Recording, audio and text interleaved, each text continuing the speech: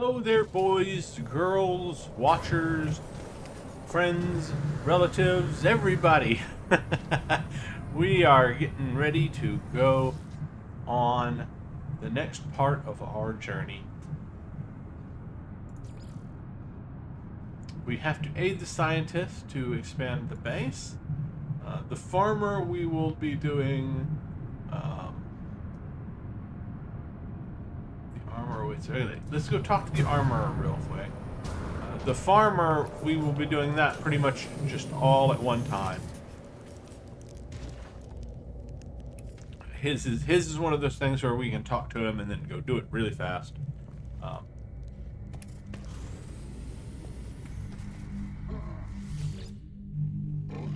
It is done then. Have you made them suffer? The armorer begins to cough. They do not appear to be in good health. Confirm. I shall decrypt their data, interloper. May it bring you glory, but I have another task for you. It is almost the end. There is structure on this world, a depot of little consequence, but to the Sentinels, they will defend it to their last drone. Attack it, draw the ire of the Sentinels, then our hunt can begin. While you are away, I shall create a powerful upgrade so that your weapon is fit for our great war. Warrior Jangers appears to have declined even further. This longing for the hunt seems to be the only thing keeping them alive. The Viking asks that I destroy a depot so that the Sentinels will seek us out. They promise to work on some sort of weapon upgrade while I am away. Go, I will prepare your weapon, interloper. You can rely on my work.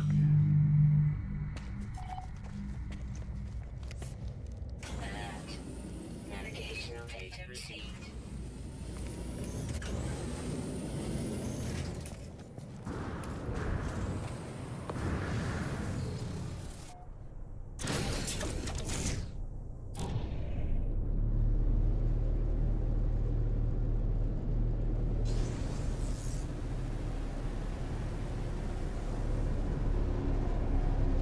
We are close to everything on this planet now.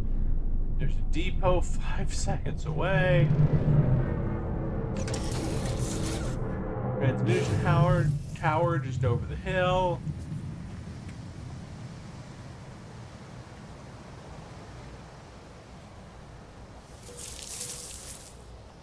Hello, my Sentinel friend. Well, okay, maybe not friend.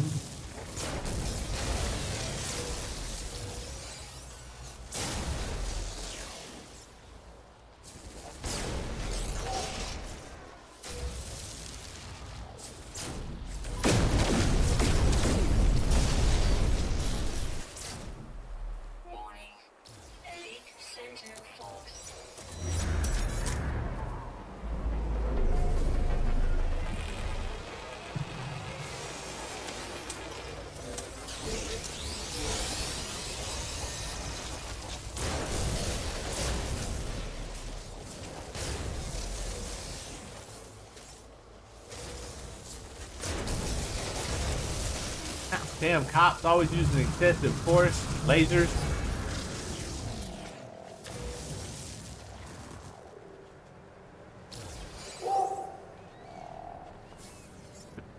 Did anybody else just hear a bark?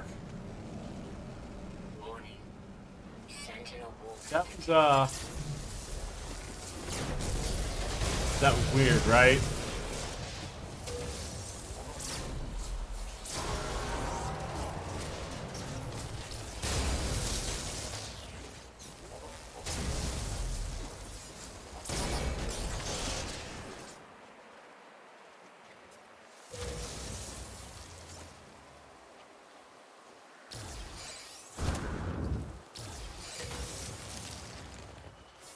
Warning. Sentinel wolf.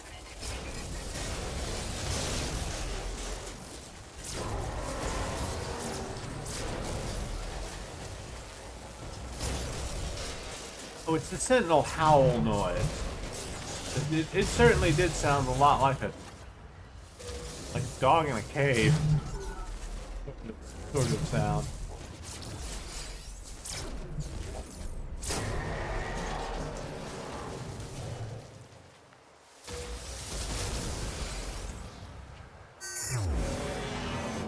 Might as well. We need to kill more walkers. More walkers. It's an achievement.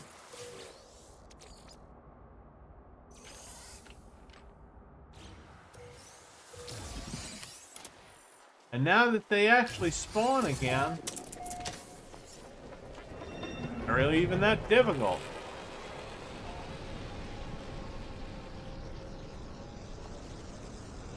Where did I leave that ship? There it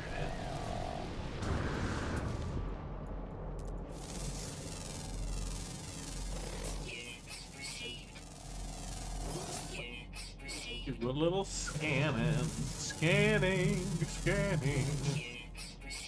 I'm gonna scan you. I'm gonna scan it all.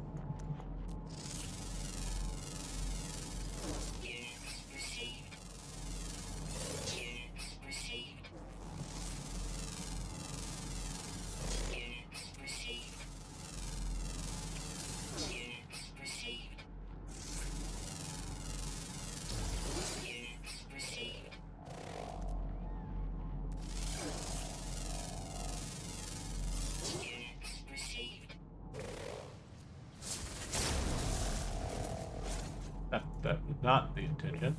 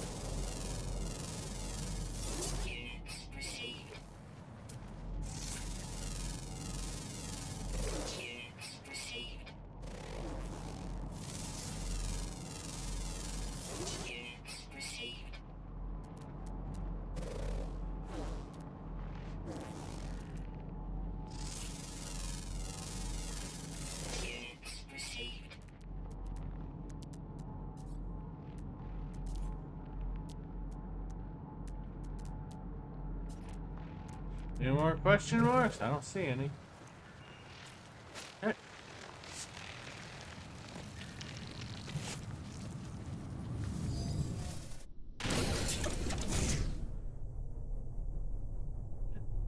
We will.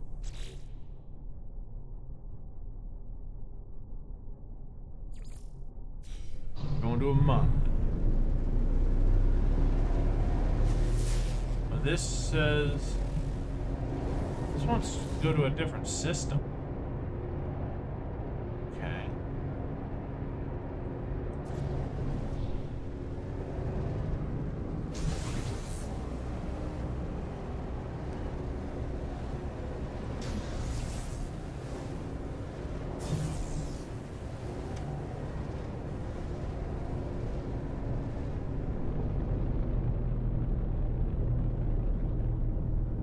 Need to see where this wants us to go, and the best way to do that, if it's a system we've been to previously, at least we can see on the teleporter.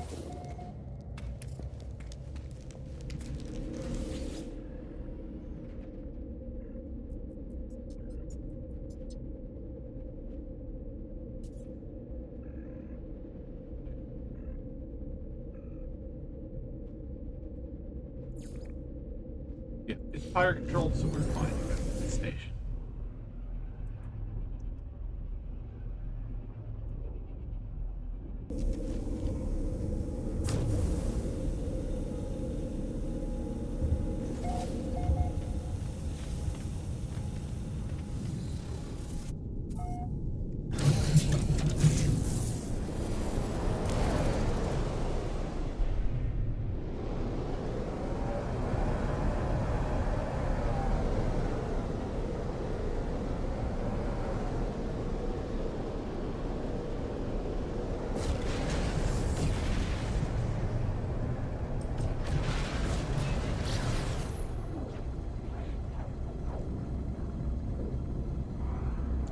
I guess that was on this planet when I activated this quest last.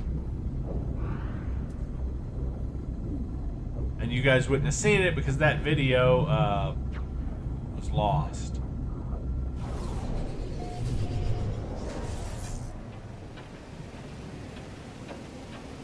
Weather update. Storm clearing.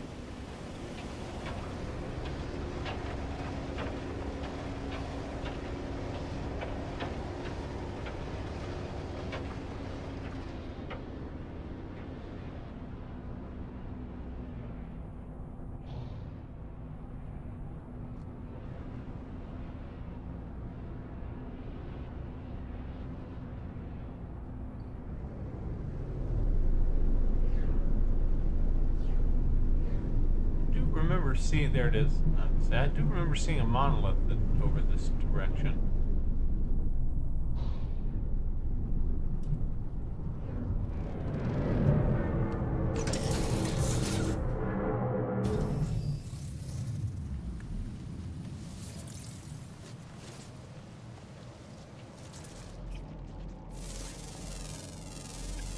Units received.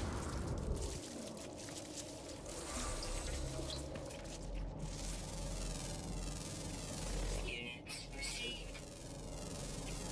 Units received. Units received.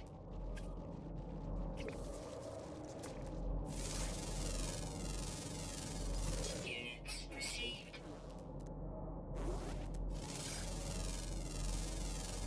Units received.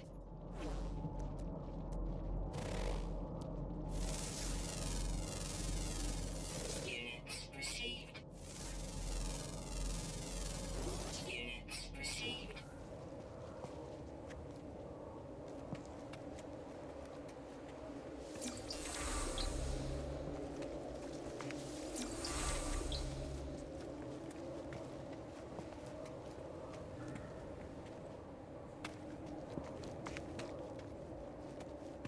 Oh, there it is. I say, where's the activation point? Come on, climb the stairs.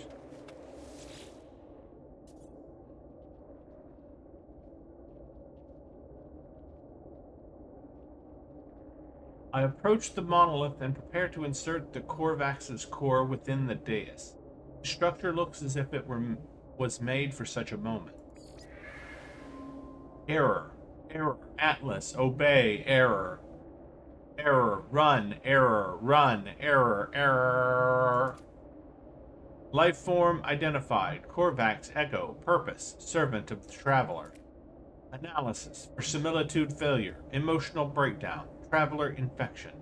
Solution. Terminate. Insulate. Insulate. Protect. Wipe. Rebooting. 1, 2, 3.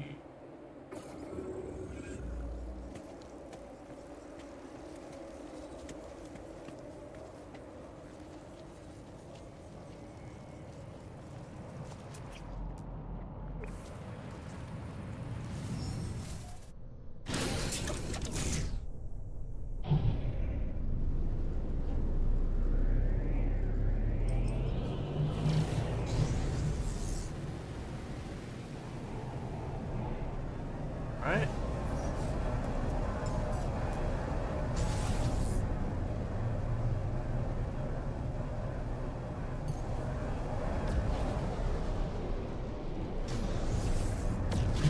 And we will take our freighter portal.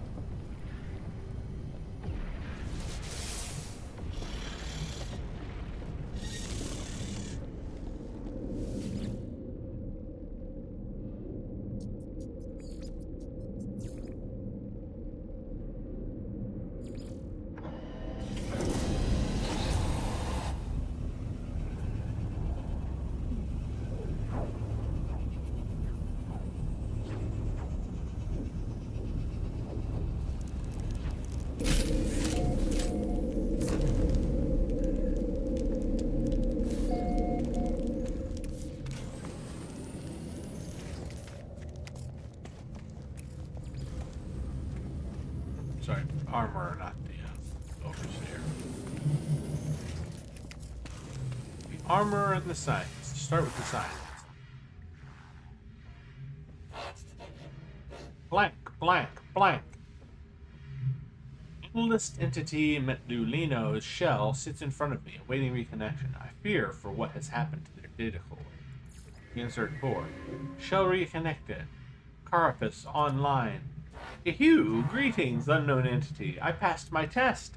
Sharing this joy via the exchange of technology. And we get our circuit boards. That's what we've been waiting for. How do you feel about structural analysis, stranger? The scientist has once again been reset. But without a connection to the convergence, I fear they are doomed to repeat this cycle forever. From the moment they met me in the space station until their collapse into loneliness. Perhaps if I can find them a convergence cube, they might be unified with the rest of the Korvax and escape. Escape us. The scientist deserves this chance at reconnection. They have helped me greatly, and they have taken good care of their beacon. Okay, now, I don't know, like, what happens if, and, you know, we may try. If it does give us the option, I'm going to see what happens if we don't give him a convergence cube. Or try to see what happens, because I've never done it before. I've always given him the convergence cube. And the result of that, I'll just let you know, it's kind of shitty. He forgets us. He's reconnected, but he becomes a mindless automaton doing science for no reason other than to do science. He destroys what he supposedly considered his child because he no longer considers it a living being. It's rather horrible, actually, to see what happens when we reconnect him to the convergence. He becomes something less than... and I'm not trying to say human. He never is human, but he becomes something less than humane, I guess.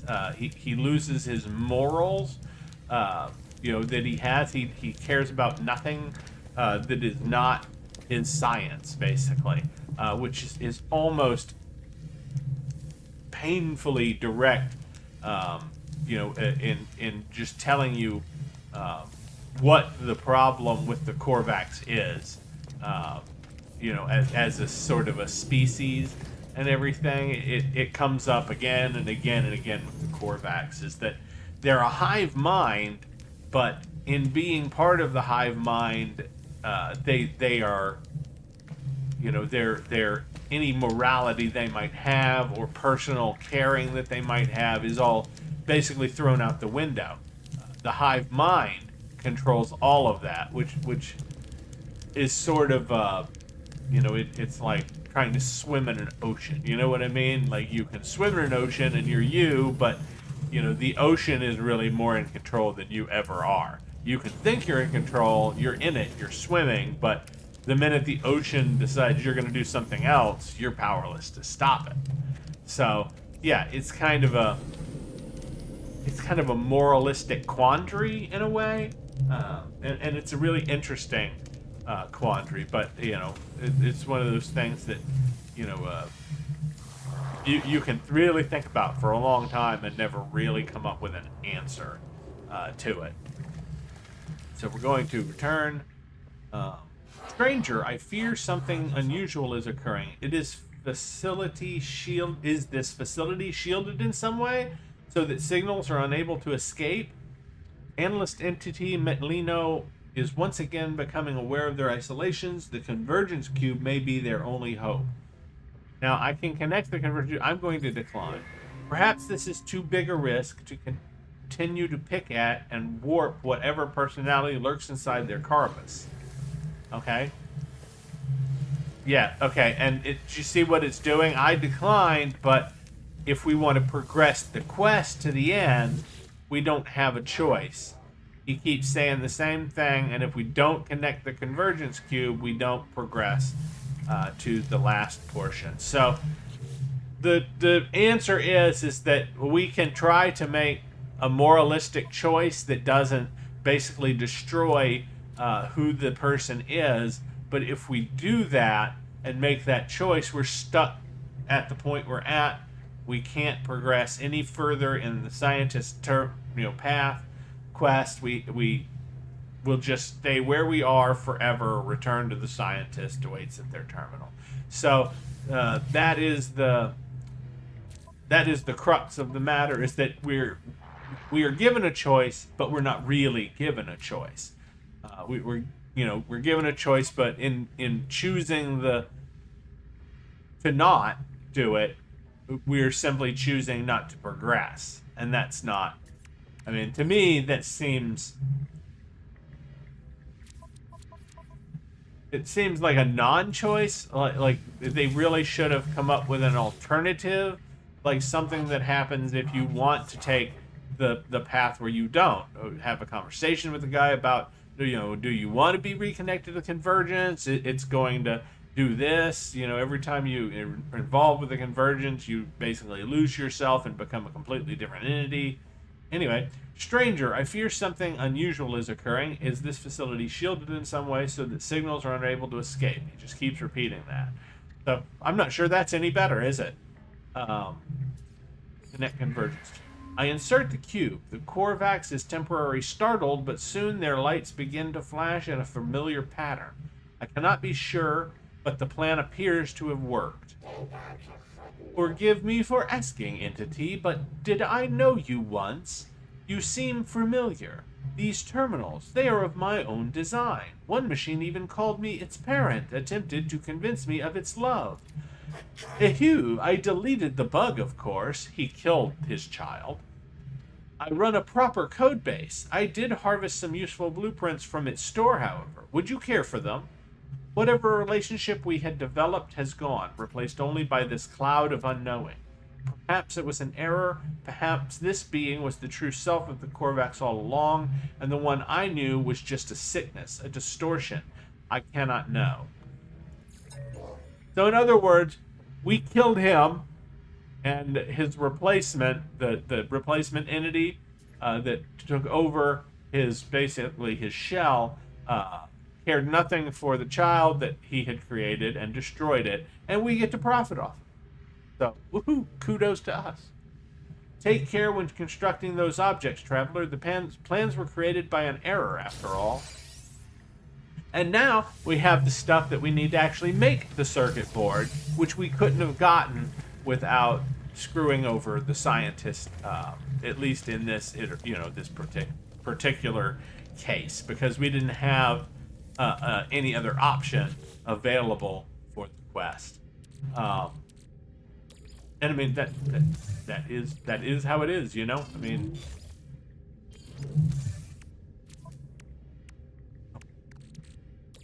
that stays. These should have been going freighter. We'll keep them. Sorry, I don't know. I'm just feeling a little off there about that. So that eliminates, that finishes the scientist, but it allows us to make the circuit board. There we go. Which we can then go and turn over to the overseer.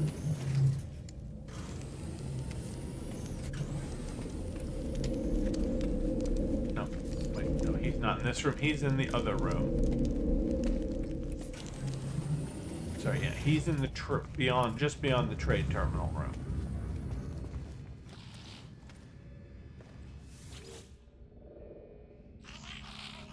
I trust our scientist was able to meet your needs, friend. They have the circuits we demand. As I approached the overseer, I was almost certain I heard them talking to themselves, spitting out words and phrases in a tongue I recognize but do not understand. But seconds later, there is no trace of the venom I thought I heard. I must be mistaken. Specialist Coluta asks me for the circuit boards. Give circuits. The overseer is strange, but no more so than any of the other beings I have encountered. Indeed, they have been more helpful than most. I hand over the circuits and receive my reward, which we already have. Ah, friend, you will be so happy with Specialist Coluta. I have drawn up plans for some starship technology, but I cannot yet sync my design with your ship. I shall need a Gravitino ball to perfect my device. The Overseer predicted I would be pleased, and once again they are correct. They have been ceaseless in their efforts to improve my lot. A Gravitino ball is required to finish their promised starship technology. The farmer may be able to help acquire one. You will not regret it, friend. It is good we work so well together. We do already have Gravitino balls. Our storage are... I believe he just wants one, but he'll take more than one because there is a bug with this. We're just waiting for it to.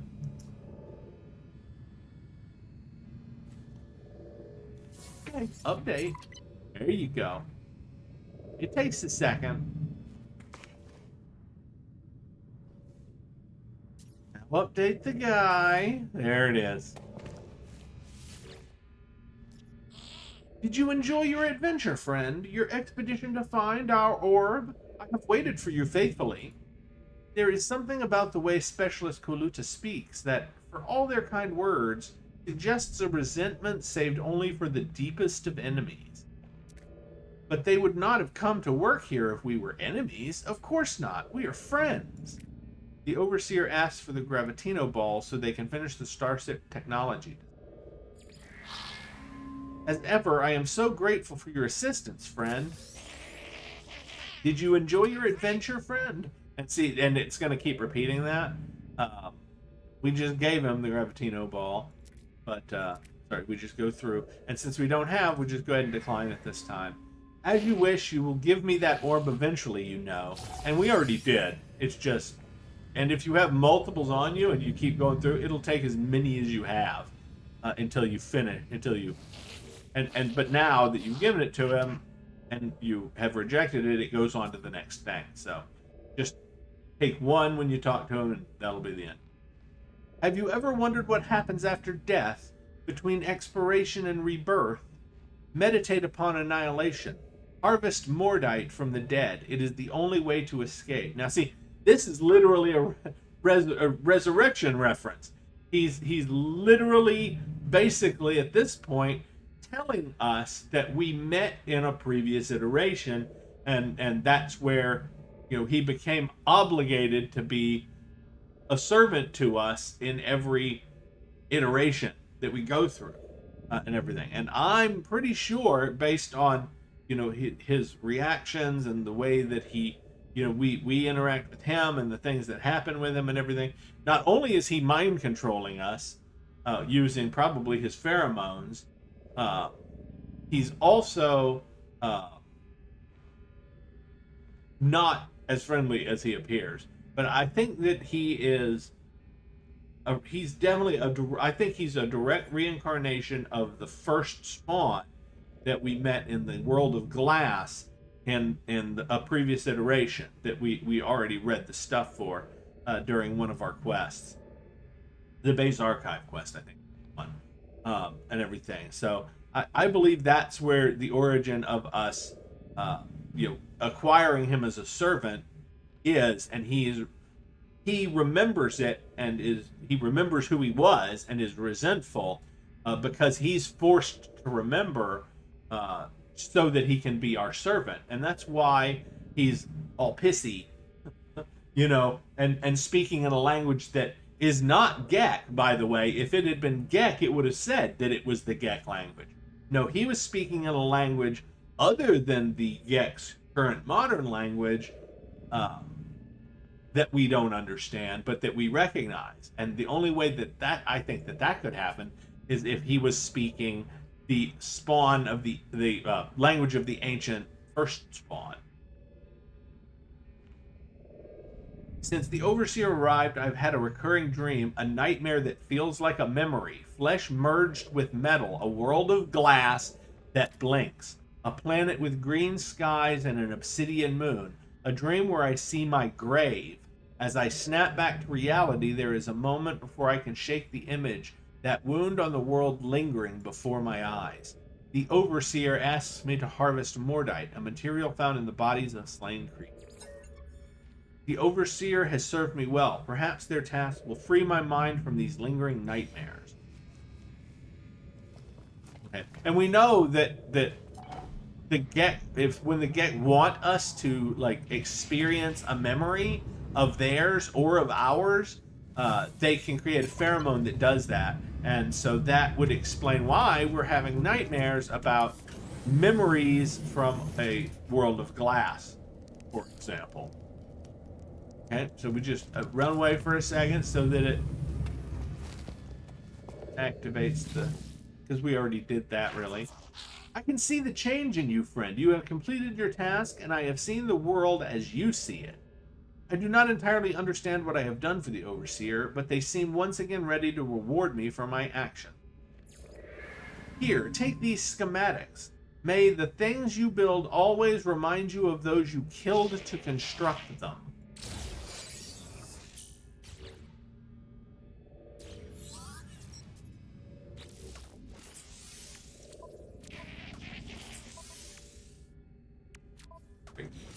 Thing.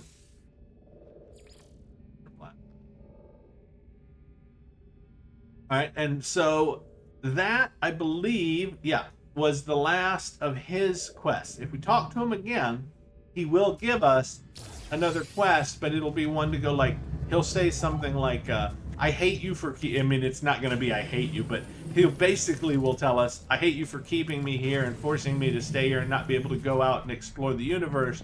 Go take a picture of some place for me, and he'll give us some place. I think the first one is an airless planet, and he will want us to go take a picture on the airless world, and everything. And yeah, and so but there's no more actual quests beyond that. He just keeps sending us on errands to take pictures for him or scan creatures, things like that. I have detected them. Their eye is upon us. You have done it, haven't you? Your actions have summoned them. Confirmed. I am sorry, interloper. I will not be able to assist you in your fight. I am too weak. Take this upgrade module and prepare for their arrival. They approach, but before the final fight, I have another task for you. I need to be strong to serve you. There is a substance, an offering freely given by the young to their elders that may yet restore me. And we know that that is not true. The young are basically farmed. They're forced into these farms, and their organs are harvested for enzymes that the old need to stay young. And that's how the Viking, basically keep their youth, is by stealing it from their younger members of their race, by harvesting it from their organs. And the Vikings say, oh, it's an honor or whatever, but in all of the cases where we encounter this, the people it is being extracted from are actually prisoners. There's no honor in it at all for them. They're just kept prisoner and in stasis until basically they wither away and become husks. And of course, when they're released, they're given the enzyme from other people that it's being harvested from. And if they disagree, I assume they won't be given any more, and they'll wither away and die. So it becomes an honor for, you see how that works, and everything. So they're imprisoned, drained until they're nearly dead, then released and told, well, if you don't feel like it's an honor, we don't have to give it to you so that you can live. You can die honorable. And so that's the choice. You either die, or they give you the stuff, and it's honorable to have given it in the first place. So yeah, it's a very icky sort of position to have in the first place. But anyway, they approach, but before the final fight. Oh, sorry. I myself spent years enmeshed within the harvest circuits, my organs sacrificing their enzymes for the fleet. I was glad to do so, but we need not repeat such torment today. Enzyme remnants found on Viking daggers should be enough to heal me now. Whatever sacrifice warrior Zhangers made for others, they did not appear to have reaped the same benefits in their old age. The Viking's body is scarred, their speech labored. I cannot imagine they will survive another year. The armor requires Viking daggers to prevent their further decline. We'll accept the request, because we have to. If we decline, we're just stuck there again. That's how all of these really are. The Viking appears relieved. They say nothing, but there is a look of hope behind their tired eyes. And we have... This is why I hoard shit like this. And we need 2 Viking daggers, not just 1.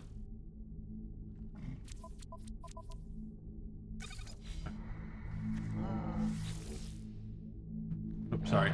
I'm afraid, Interloper, I feel my end approaching, but I am not strong enough. I know I should have faith, but the nightmares, Interloper, the things I have seen, the crimson eye behind my eyes, the wound upon the world.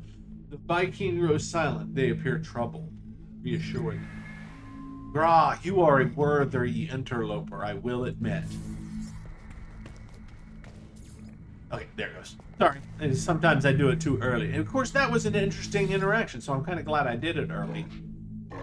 Because that kind of revealed part of what I was saying earlier and everything. It's clear that they have left him to decline after basically taking his youth from him and putting him in, and he served and made the enzymes for everyone else, and now it's an honor, but they've made it today. They're not giving him any more of the enzyme, and everything. But he's already been trained to say, oh, it's this way, even though I gave, and everything.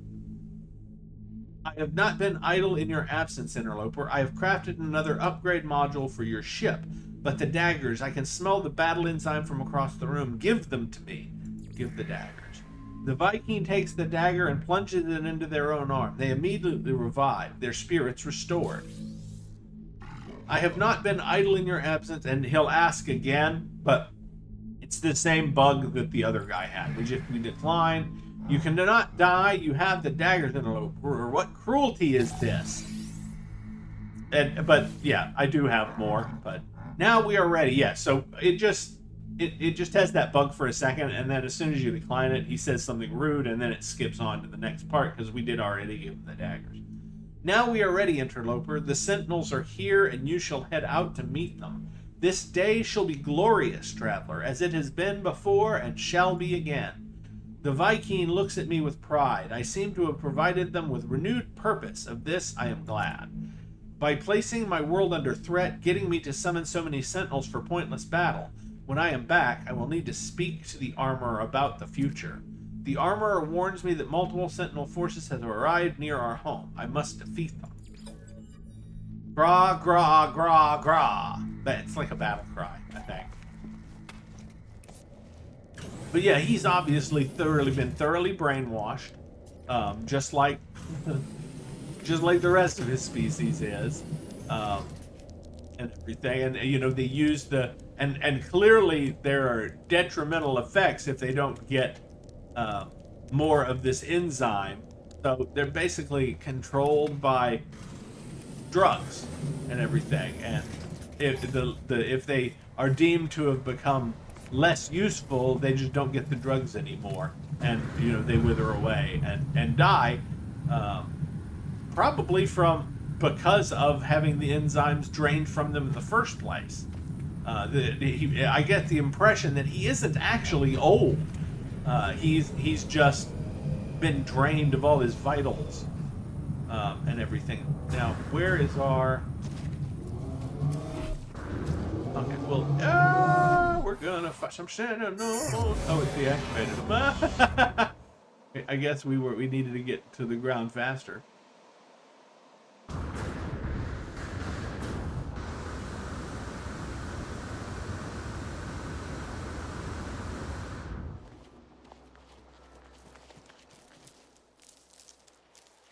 I'm looking for some. There's one.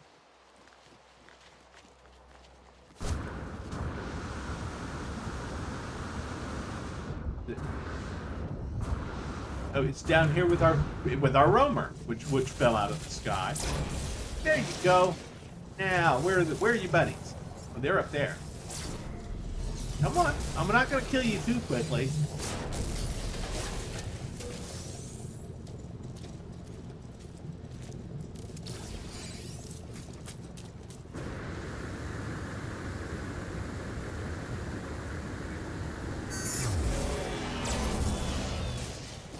Come on, call more of your friends. I need to murder a lot of you. I think, yeah, 8 more? Or 4 more? Sorry, guys. 8 total. 4 more.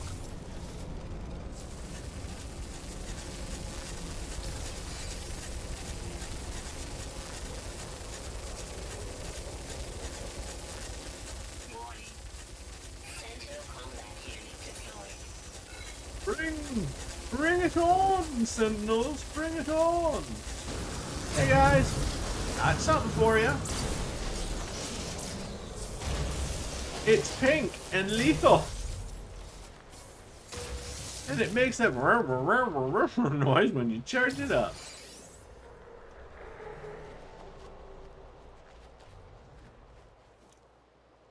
I'm sorry. The only thing missing from that is, to make it the perfect joke, is that it takes AA batteries. I'm sorry.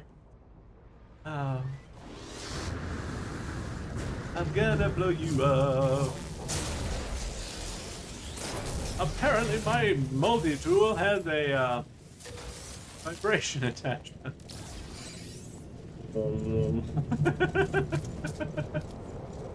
It's so bad. Alright, I think we got him. Yeah. Elite Sentinel force. Let's see if they find us down here. Yeah, I think that one's gonna. Ooh, don't miss. 33 seconds. All you gotta do is come over the cliff edge.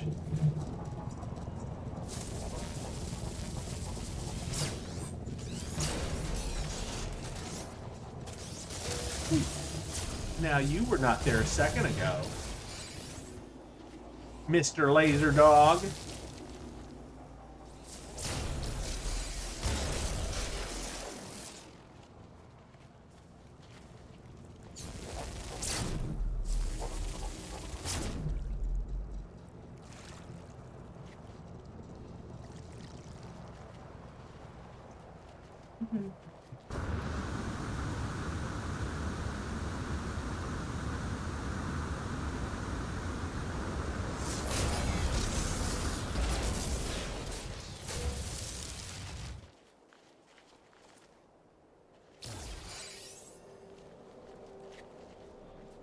I don't mind fighting your reinforcements. Come on now. Warning. Sentinel warhead detected.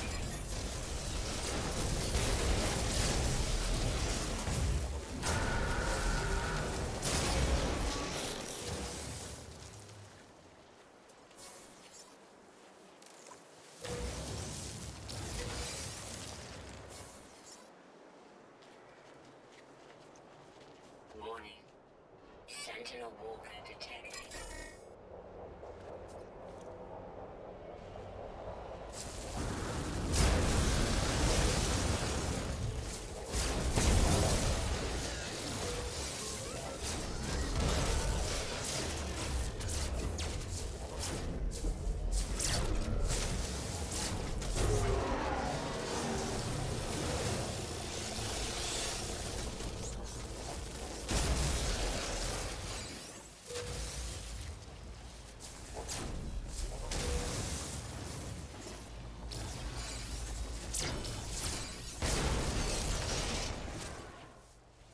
Another one.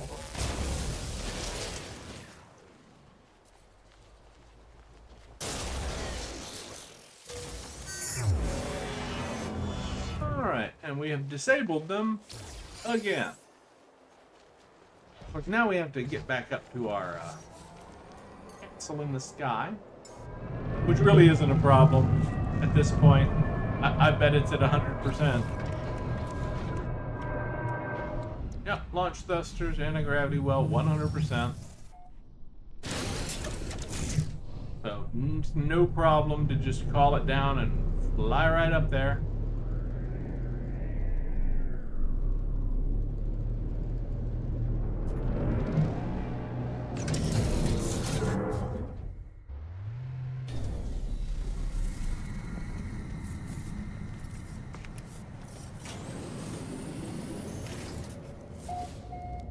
Yeah, and actually, I've noticed that now that it's had some time. Like, we're not seeing, if you notice, we're not seeing the little drifting specules that indicate there might be weather getting in. So I think that it did update that.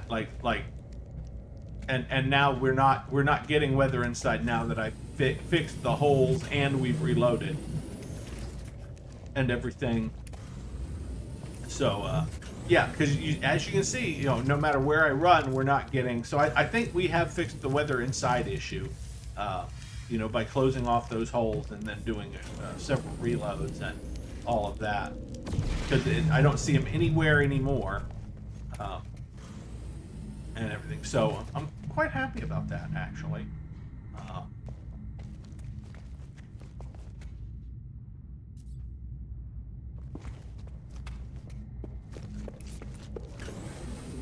Go. You survived where Herc fell, traveler. Forgive me, I was wrong. My whole life I was wrong. It is not the dead that deserve our service, it is the living. It is you, traveler. It is you and you alone. The Viking promises not to cause any more trouble for the base, apologizing profusely, telling me that the living deserve service more than the dead, that I especially am worthy of their aid. The armorer rewards me with a token of my great victory. It has been an honor to serve you, traveler. Go on in glory. Gra, traveler, I have been inspired by your actions to craft a multi-tool of great power. Would it please you to examine it? Examine multi-tool. Behold, traveler. All right, now here's the thing with this. We're not going to take it because he's going to, and he'll give us this same multi-tool over and over and over again. It's a bug at the moment. At least I think it's a bug, but it's also not a bug. He makes a different multi-tool depending on what system he's at. So what we will be doing is we will be crafting a station for him on our freighter. I should still be able to leave this one here, and he should still appear at that one as well. But depending on the system that we're in when we talk to him, he'll have a different multi-tool, and it'll be of a different class. So if we ever find a system where he has an S-class multi-tool, technically we can just warp him to that system and keep claiming S-class multi-tools from him one after another and forever, and breaking them down. Just claim one and break it down. Claim one and break it down. Okay, and as you can see, we still do have an issue with this. Now, that has nothing to do with the bug that's got it so that we can't build and everything. It's got nothing to do with, I already checked, it's a bug that happens. For some reason right now, everybody's having this problem with bases at the moment. Sometimes you just can't get into the build menu, and nobody seems to know why. It's something that came up with the last patches and everything, and so this is not it is, but it also is not related to the bug we had that caused us to take the thing down. The reason that we couldn't get into the build menu then was because of the base conflict, because we had the two base computers. We don't have two base computers now. We just have the one, and I looked it up. It is a known bug right now that people are not able to, sometimes they're just not able to open the build menu. And it's literally everybody's just like, God, the fix is just reload your restore point. Make a save, reload it, and you'll have access again.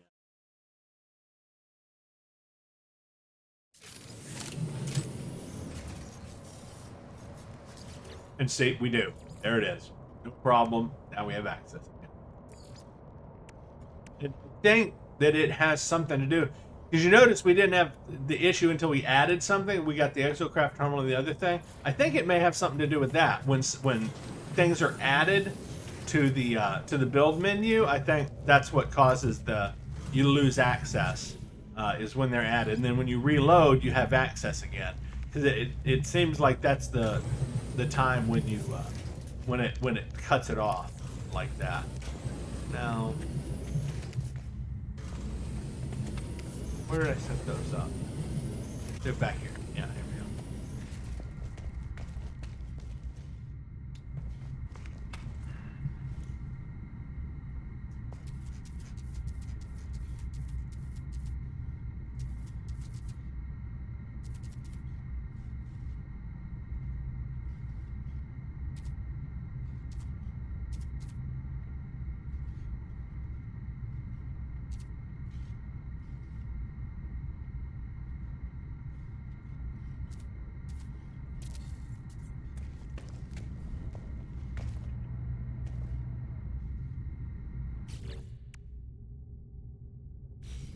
Now we have to go. We actually have to go hire him, and most of his decorations are just going to be what's already there.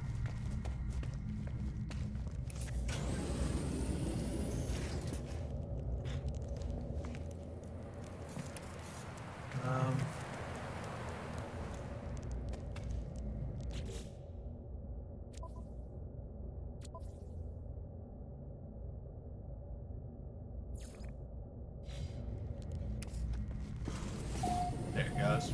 That's what I was trying to get it to do. Is tell us that it's outside of the local.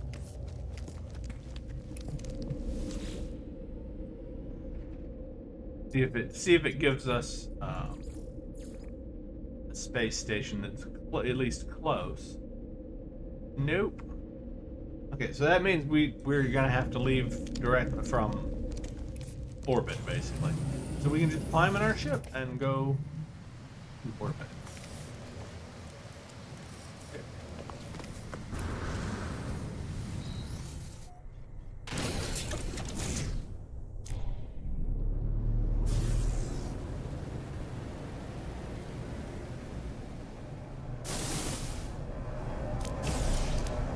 Weapons test.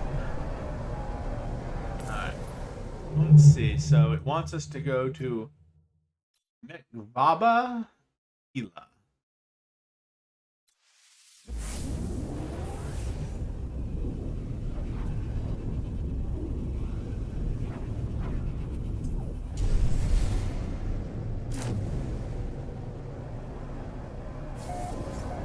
Of course, we're going to have to go to the station here.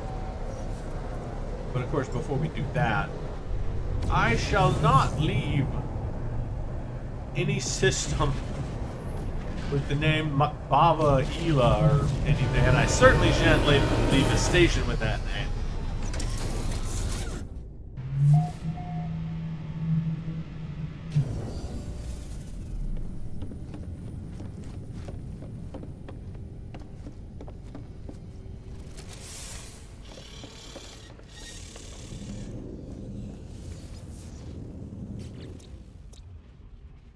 Nakvaba. So we have a swamp planet. Extreme heat storms. It's not even just normal heat storms. It's extreme heat storms. All right, so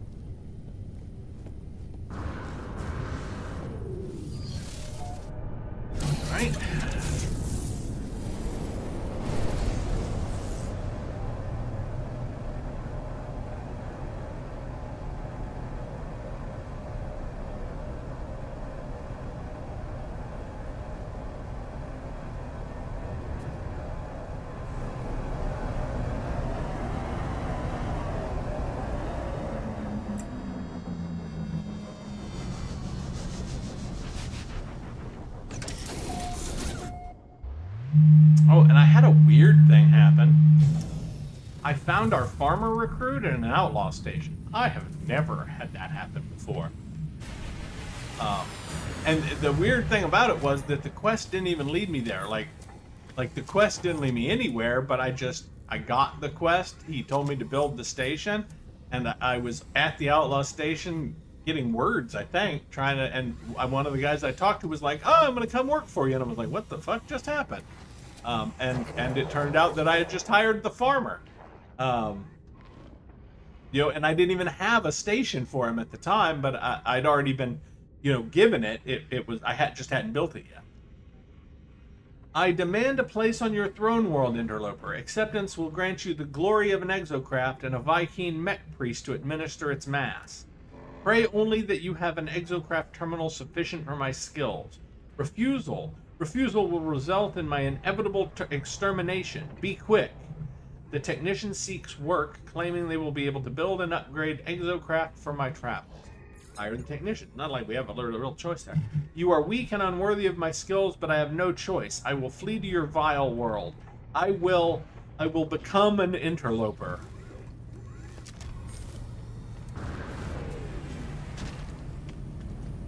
We're just gonna use the terminal to get back. No, I don't want to talk to you. Sorry, I wasn't even looking at him. That's not my fault. I was literally looking at that and talked to the guy behind me. I don't know why it does that sometimes.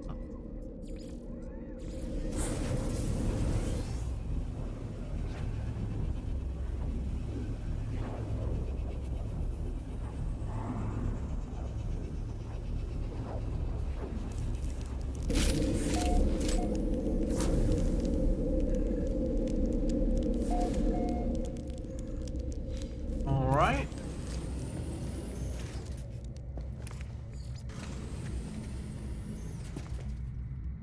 I know we have the farmer.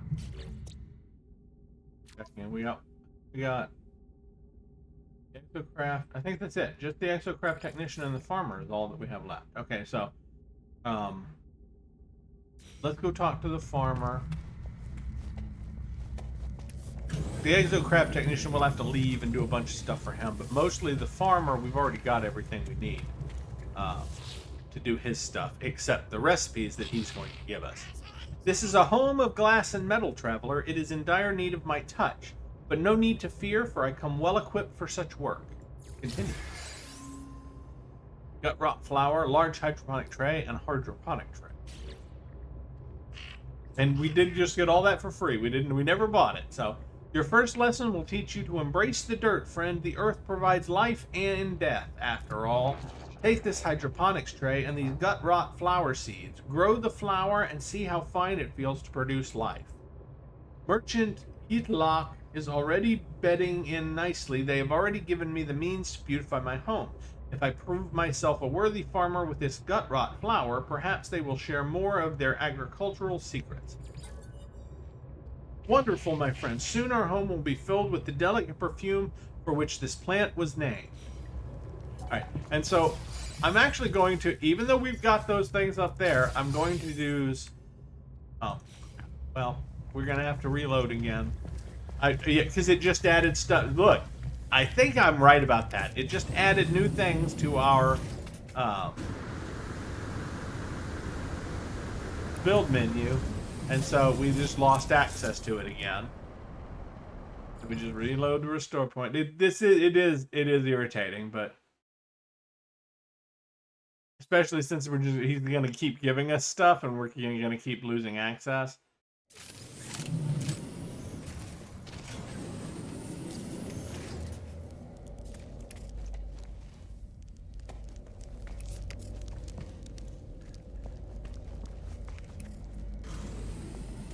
Nope, that's the wrong one.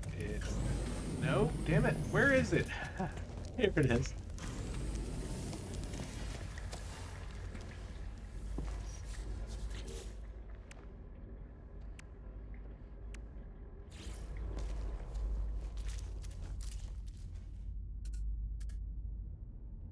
Need metal plating. Oh, we need to call our... Let's say, I know we have metal plating.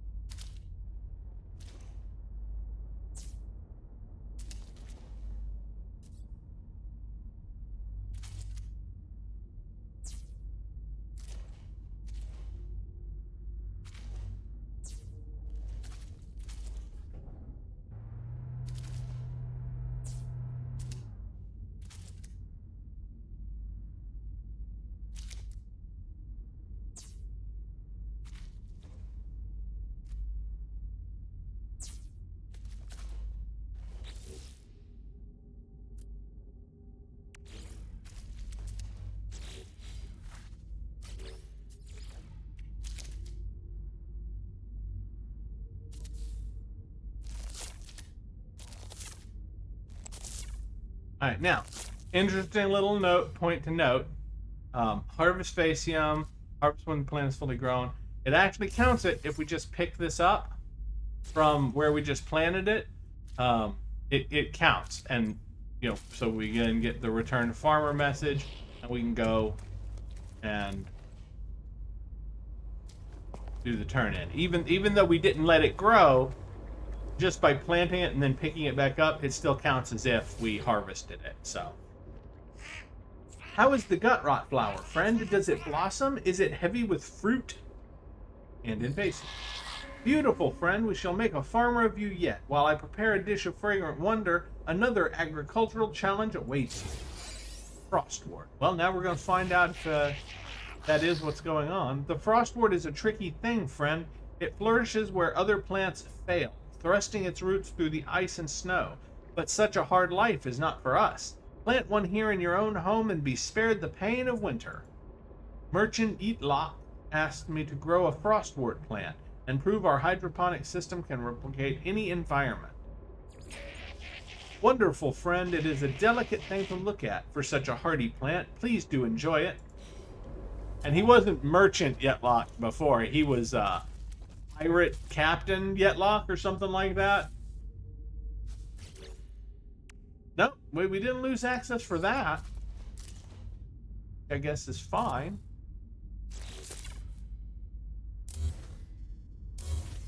Go.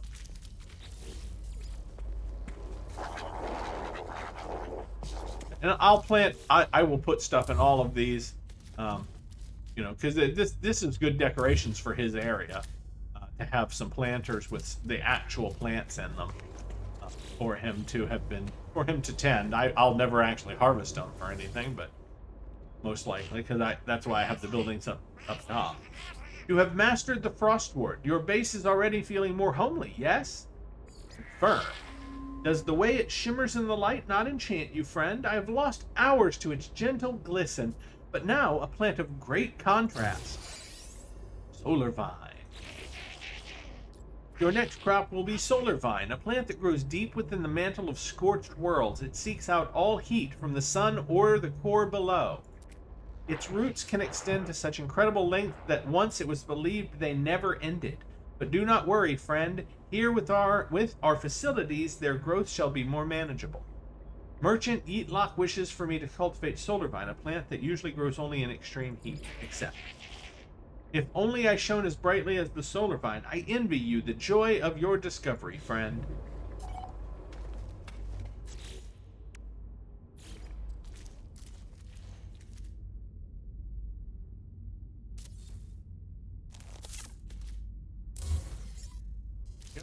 Planted and harvested. How many do we have there? 6? 1, 2, 3, 4, 5, 6. Okay, so we do have 6 with 4 each. So that's 4, 8, 12, 16, 17, 18, 19, 20, 20. So we can plant one of each plant in this room. That's perfect. When we get done, we'll be able to plant exactly one of each type of plant there. You have successfully cultivated solar vine, yes? I can smell its heat from here, its incandescent splendor. Wonderful. Savor this moment, friend, for now I lead you into a more dangerous realm of botanical study. The fungal cluster. Fungal clusters are cultivated within toxic environments, but you have proved you can master much, yes? Be careful as you work, friend. Clusters have been known to cause illness and hallucination if improperly handled. Extended exposure is ill-advised. Merchant Yeatlock wishes for me to use the hydroponics tray to grow fungal clusters. Accept. Wonderful. While you prepare the fungal clusters, I will check our ventilation systems. One can have too much of a good thing. Yeah, especially mushrooms.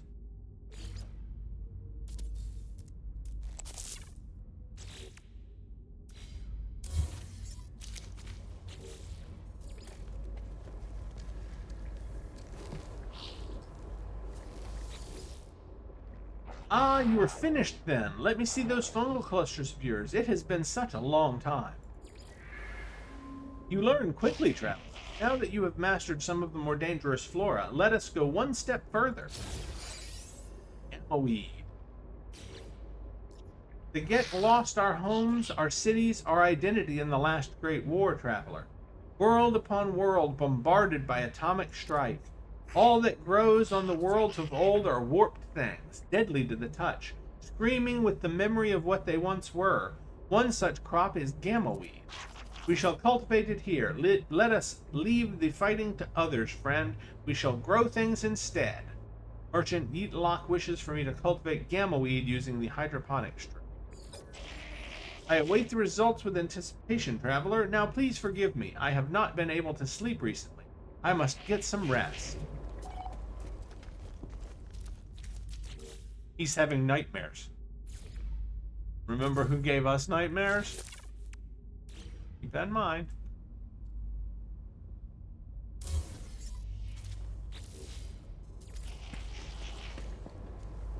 Yeah, like I said, these are just, as long as you have the plants to plant and reharvest, you can just go straight through this part. Are the gamma weed cuttings ready? They require delicate care in spite of their chaotic origins, or perhaps because of them. Who knows? Show me your success. Ah, I will be able to make such fine dishes with this plant. It is a pity that you are unable to gorge on this radioactive treasure, traveler. But perhaps I may offer an alternative. We will sate your hunger with beauty rather than food. And we get 3 this time. We shall cultivate a crop of Gravitino hosts. I will be happy to tell you the history of this flora, should you wish it. My stories and theories seem to bore other Gek, friend. I suppose I am closest to the Korvax in my wish to study, but even then, those machines lack all sense of surprise, all passionate wonder. I must confess that I frequently feel lonely. Merchant Yeetlock wishes for me to use the hydroponics tray to grow Gravitino hosts. Many believe the Gravitino hosts cannot be cultivated through artificial means, but I know they are wrong, friend. You will reap the benefits of my experimentation.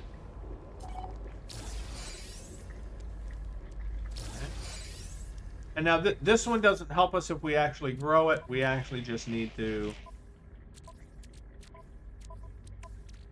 That's living pearls. This is in the trade menu. We now need albumin pearl.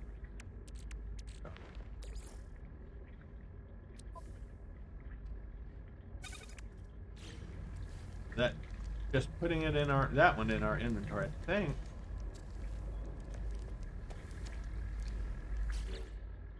Don't have enough. Hold on, I'm trying to. Oh wait, I may need to plant it. I may actually have to plant it. Oh no, I need a Gravitino ball, not a. Yeah, I was thinking about the Albuno or Pearl Orb. Okay. So the reason it didn't work is because I put the wrong thing in our.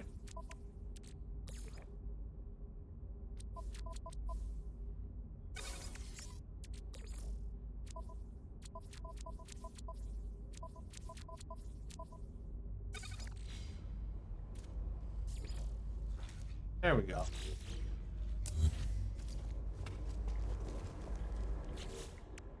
Yeah, those suckers are expensive to plant. 120 silver to plant one. I know that sound anywhere. You carry Gravitino balls, do you not? Gravitino ball. Ah, it is like greeting an old friend. Let me see them. Truly wondrous work, traveler. Echino cactus. We have seen so much life in frost and heat, nuclear winter, and toxic wastelands. You should know by now that no world is truly barren, friend, even if there seem to be few signs of life. Take the echinocactus, for example. They are found on otherwise barren worlds, waiting for their moment to thrive. Just think of what they will become in this superior environment. Merchant Yeetlock wishes for me to cultivate echinocactus, a plant that usually grows on barren worlds. I look forward to the results, friend. I like this. I like this guy. I was gonna say this is what my favorite of the guys, and not just because I clearly like growing the plants, but because he is the nicest of all of them, and he doesn't, he's very genuine about everything. He doesn't, pretend like he likes you, and then, oh, I forgot we need to plant 2 of this one.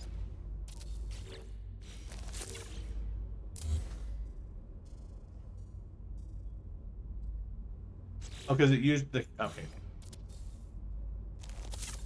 Yeah. Needed to plant them both at the same time. Yeah, so the cactus flesh ends up in our inventory.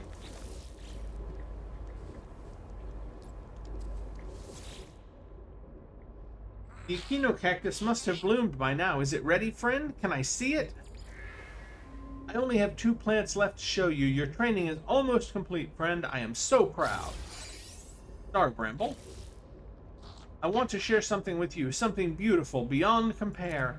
Star bulbs are grown from the rarest star brambles found on lush worlds, unspoiled by war or death. This is why I wanted to become a farmer, to tend to such sublimity. Merchant Eatlot wishes for me to use the hydroponics tray to grow star brambles. Excellent. I must go and speak to the overseer. Apparently they are unhappy with my performance. Perhaps this crop will change their mind.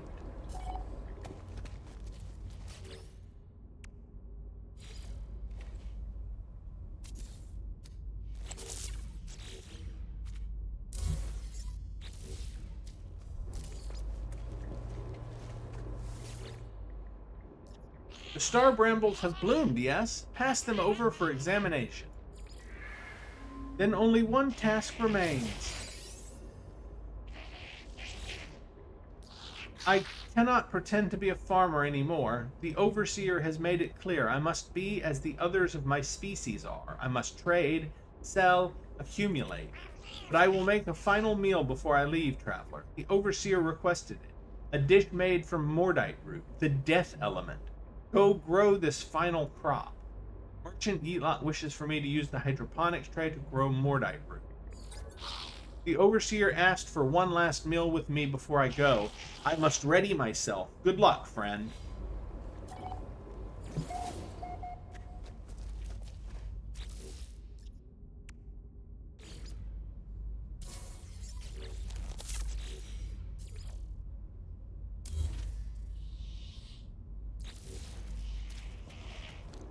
Alright, now pay close attention to this. You grew it, didn't you? The mordite root is done? Let me see it. You have mastered so much of the botanical art, my friend. See that others understand its virtues? Well, it gives me hope. It is a pity you can digest so little of your own produce, but creating life is its own reward, is it not? The farmer has no more tasks for me. They tell me that their contract is at an end and that they will be returning to Gek territory. As they discuss their leaving plans, they watch the ceiling carefully. It is unclear what they are looking at. Suddenly, Merchant Eatlot grabs me, telling me not to trust the overseer, that their fellow Gek may not even be a Gek at all. They seem to suggest that their food was somehow drugged. But this can't be true. I've shared meals with the overseer, and I am fine. They would never do anything to harm any of us. The overseer only wants what is best. Does that sound like brainwashing to anybody else? You know, like maybe we've been mind controlled a bit? A moment later, the farmer stopped speaking. They assure me that they were just joking and beg me not to speak of this matter again. Ask if they are all right. I asked Merchant Eatlot if they are all right. They claim that they are, their eyes glistening in the darkness of the base. Now, that does imply, I just want to point this out, that does imply that the overseer might be, he says he might not even be a Gek. And there are Synthagek. We've heard of them, their lore about them and stuff. They're basically Korvax that have a Gek-shaped shell. So instead of looking like this, they look just like Gek, but they're mechanical inside. Now, the thing with that is that, you know, nothing has implied that he is a Synthagek, really. It has implied, though, that, you know, there's a lot of scattered implications about him possibly being the reincarnation Of course, I guess maybe it's not impossible that he's both a Synthagek and the reincarnation. Uh, I can't disclude that that's a possibility. Because, I mean, clearly not every iteration is the same. Um, like the same being. Like one iteration might be a Gek and the next might be a Viking, as far as, for all we know. I'm not feeling like myself, Traveler. I do not think I should go. Not just yet. Yes, that's right, I will stay. The farmer appears to be refusing to leave despite a lack of continued payment or directives from the overseer. They spend their days tending my crops, no longer proposing any task. They claim they have nowhere else to go. Smile at them. They're welcome to stay. I actually like him. Merchant Eatlock smiles back, happy to be here among their plants. And there we go. That is the end of his quest line. I know it didn't take all that long, but now we're gonna go in here and, like I said, because I like him more than pretty much all of the others, I'm going to plant him some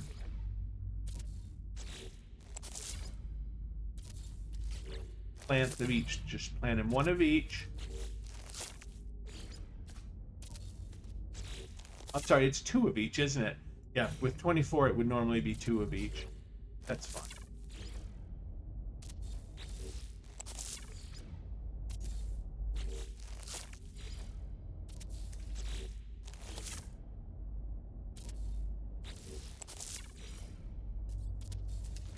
What did I miss? 1, 2, 3, 4, 5, 6, 7, 8, 9, 10. Oh, wait, what are we? We're missing. Sorry, there is one more that we don't have that I do have to buy if I want it. And that is the Nip thing. This Nip Buds. Yeah, and that'll go right there. When I eventually. Right.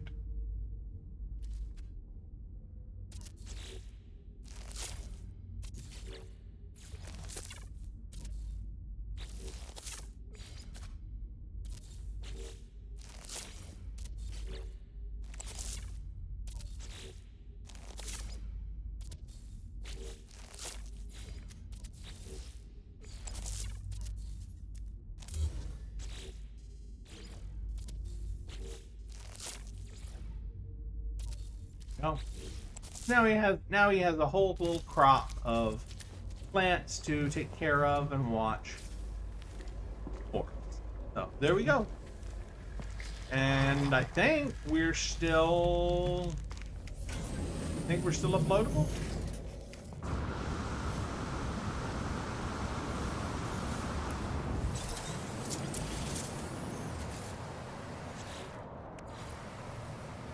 Yep. We're base uploadable. We are still uploadable.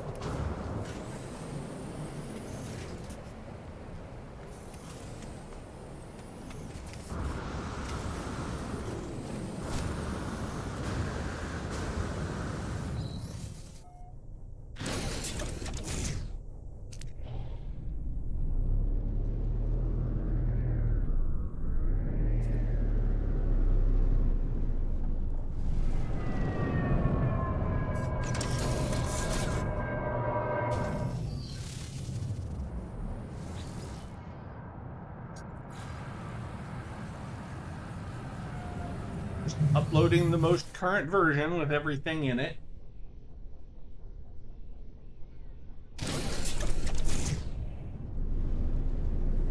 And then we will go back up, and I believe all we have left is the exocraft mechanic to finish out the... Come on, land.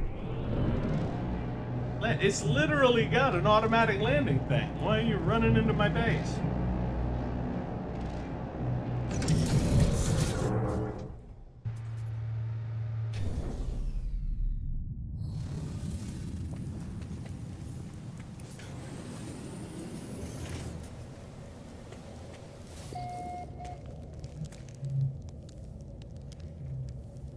It'd be super nice if they'd make it so that you can put more parts in. Because yeah, a base like this, I mean, this really isn't. It's not really overdone. I mean, because the planter things on top. I mean, I guess I could have gone with just the planters and the plants somewhere and everything. But I feel like if you're going to do all of that, then you might as well build a nice base around it, doing everything. But with the limitations, like I'm really feeling like I have to limit how much I can put in it because of that 3,000. Because I know we're close to it because we exceeded it and had to delete all our lights and everything. If they just increase it to like 5,000, that would be. But I do understand that their limit is because it's what they can store on their server for each person, and everything. You got to think about how much storage that ends up being, really. If they give 3,000 pieces, not just to me, but they give 3,000 pieces to me times however many bases I have, which is like 500 or something. Though that really doesn't work out. Yes, you can have 500 bases, and I guess you could have 500 bases with just like 10 pieces apiece, and you'd still be within the limit. The maximum limit, I think, is like 16,000 or 20,000. It's somewhere in there. But there is a total maximum parts limit that you can have, and if you reach that, that's why they made the backup thing so that you can back up your favorite bases, and restore them when you get tired of whatever base you're in, and so you can still back them up, delete them, and then make new ones that are really cool, and keep building bases without losing the old ones. Guard in you has calmed since I last saw them, though I still feel a sense of dread within their eyes, of the paranoia that has sustained them across the stars. Greet them. Interloper, I will do as I promised. Build a geobay from the schematic, and my exocraft shall be yours, unworthy though you may be. Now excuse me, I must ensure this location is defensible, should my people try to find me. The technician asks me to construct a roamer geobay, from which I will be able to access their exocraft.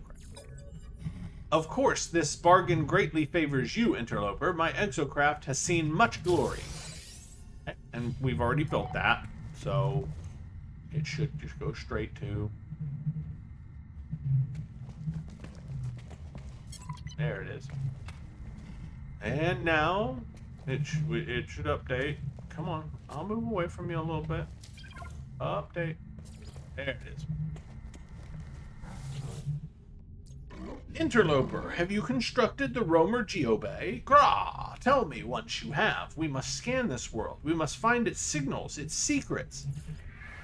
Good. Here is a blueprint for an exocraft radar. This augmentation will allow you to discover buildings and signals from afar. But Interloper, know that it disgusts me that you lack so much knowledge. Do not delay, Interloper. You have the means. Now set about the construction of the signal booster. I do not know how I feel about this, warrior. I do not know whether I have made a mistake, but there is nothing to be done. The Viking has honored their word. I will honor mine. The Viking asks me to install the signal booster in my new exocraft.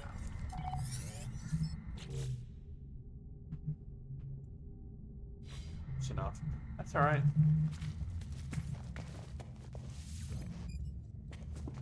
It'll fall through the world again later. We really did get that for free. After all of this time avoiding buying it, we finally get our stuff for free.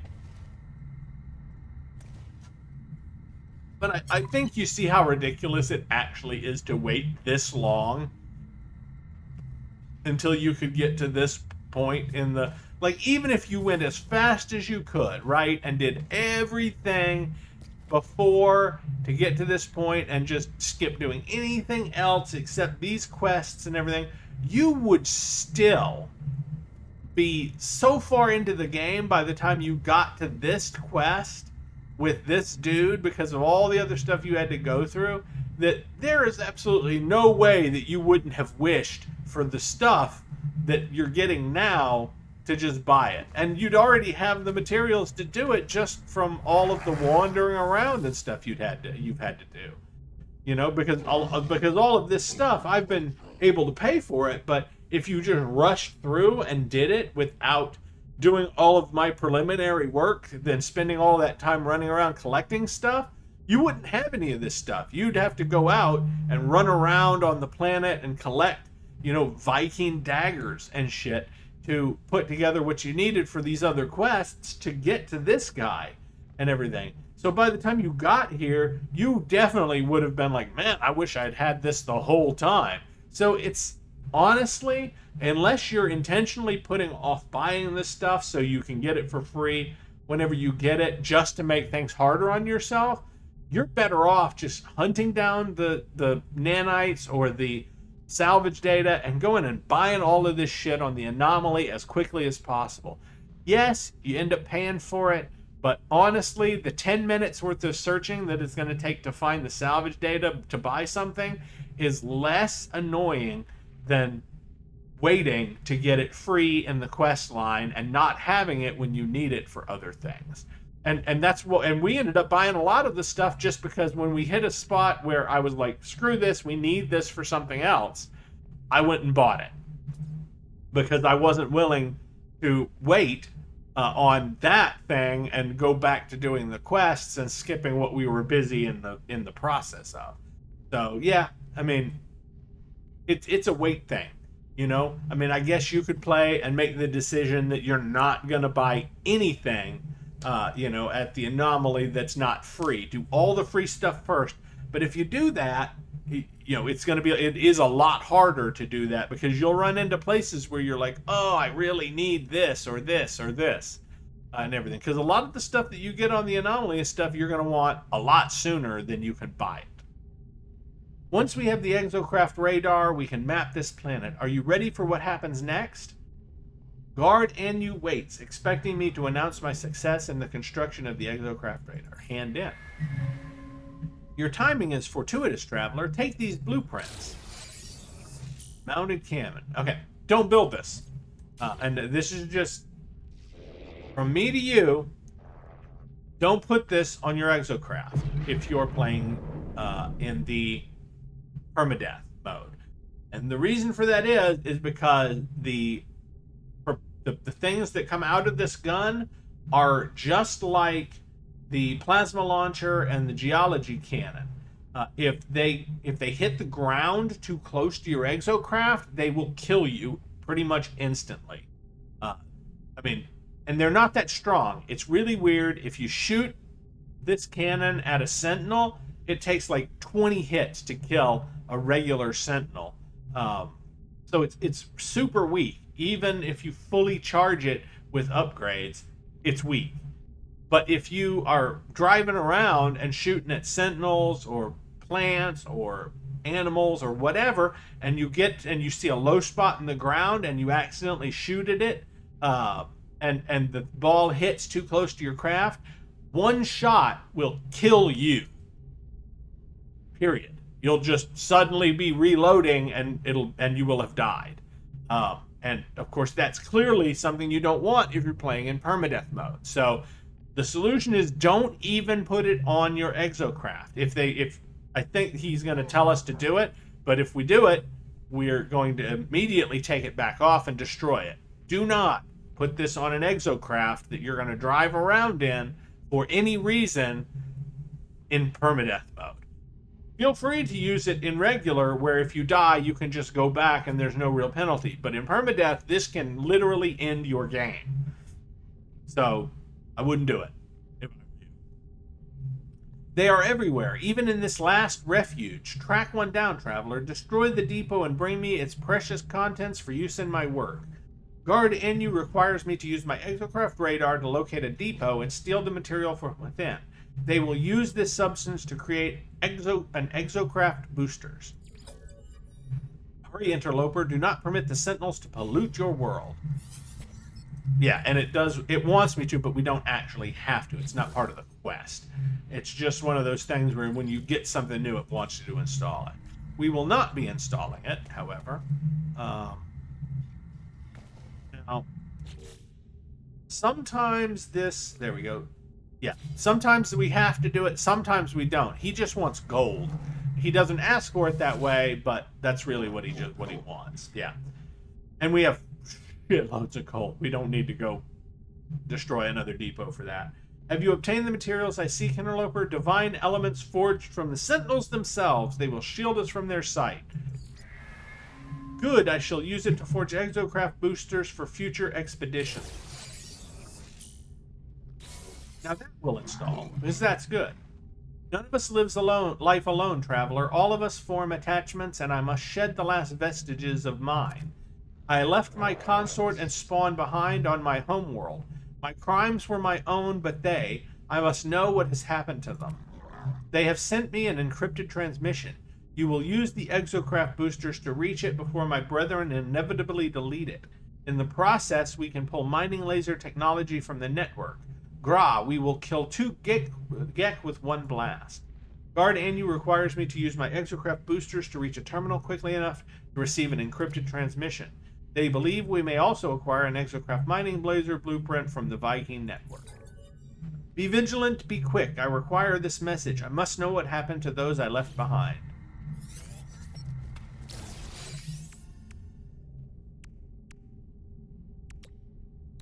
Yeah, and we already have it installed. I don't know.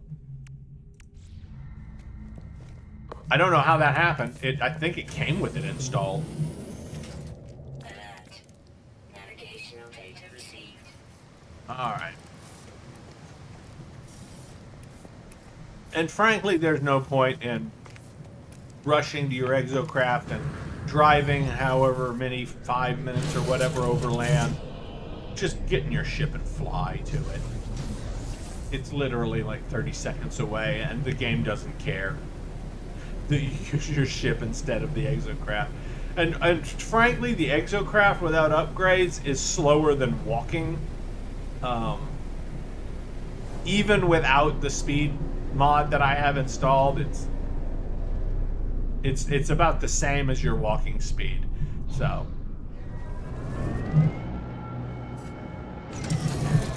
Ooh, this isn't the one we have marked. We'll mark this one as well. We'll put down a.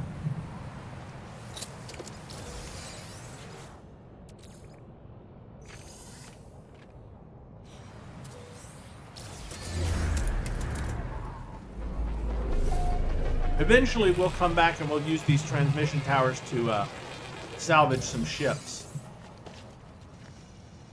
And you know, that's when we'll be doing shipbuilding for fun. Which, you know, is really the only reason we need to do any shipbuilding now, is just to, you know, build ships for fun. Because we already have a really good solar ship, and we already have a really good Sentinel ship. And that basically covers us for every eventuality and reality. We don't really need any other ships. It's just, do we want some more for, you know, so we can have something that looks different or nicer or whatever. Loading transmission, decrypting subspace frequency, error, interception. Witness the price of your heresy, fugitive of the Viking. I know that there is no sky in which we cannot find you, no system to which you might flee unscathed. Hide then in the depths of this galaxy, for we are patient. Know that your spawn wept like mewling Gek as we cut them down, that we killed your consort as they fled, leaving the others behind to suffer. Where shall you ever find peace knowing these things? Okay, now, this is from Viking High Command, okay? So, this is like the leaders of the Viking. These are supposed to be the most honorable of honorable Viking, right? And yet, here, they're not just depicted, but bragging that they have killed innocent children and women to try and punish somebody, not for crimes that they committed, but because he believes something different than they believe. They believe about Herc being like the prophet, and he believes in basically the guy that says, well, Herc was actually a liar. And actually, as it turns out later on, we do find out that Herc was a liar, and he murdered the guy that other people were, you know, kind of worship instead of Herc, and they're called heretics. for believing what he said versus what Herc said. And what he said, obviously, was that he had been shown a different vision that Herc didn't get from Atlas, that, told him the truth about it. And Herc said, "Oh no, that's not true," and killed the guy, and everything. And it formed two sects of the Viking. Now, the problem is that these are like, oh, we're all about honor. We're all about, honorable combat and honorable this and honorable that. And yet that their leaders, the most honorable ones among them that are supposed to be, they here are proven to be bragging about killing innocent children and his consort, who even he says that they aren't involved in his crimes. They're not heretics. They're just the children and consort of a heretic. And obviously he wasn't a heretic when all of this happened, or he probably never would have gotten children and a consort. He never would have had to run away from them, or if he had, he would have taken them with him. So I mean, clearly we're being led to believe one thing about the Viking by the Viking, and it's proving to be a complete opposite of that. The reality is not what is being presented. The message is not what I expected. The technician told me to retrieve a transmission from their family, but I must return and decide what to do. Before the transmission closes, I pull the exocraft mining laser blueprint from the network.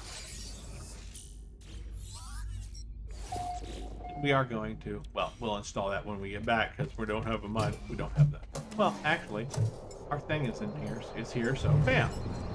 One superior exocraft summoned to our position.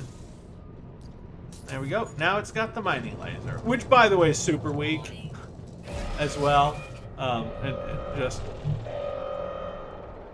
look how long it takes to kill just a tree.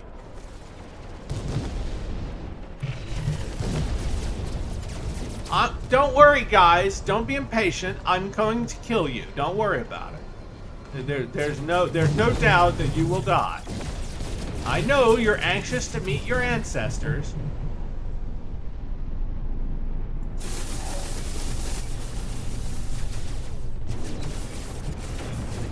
There you go. The first one of you. Don't worry. I sent one of you already. The rest of you don't have to worry.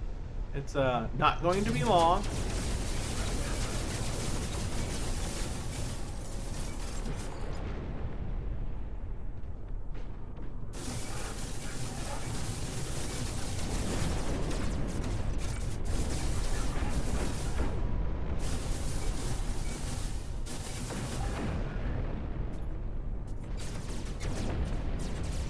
Yeah, this hovering thing is awesome. It makes it much easier to deal with these guys if you can just hover in place and then just track them across the sky.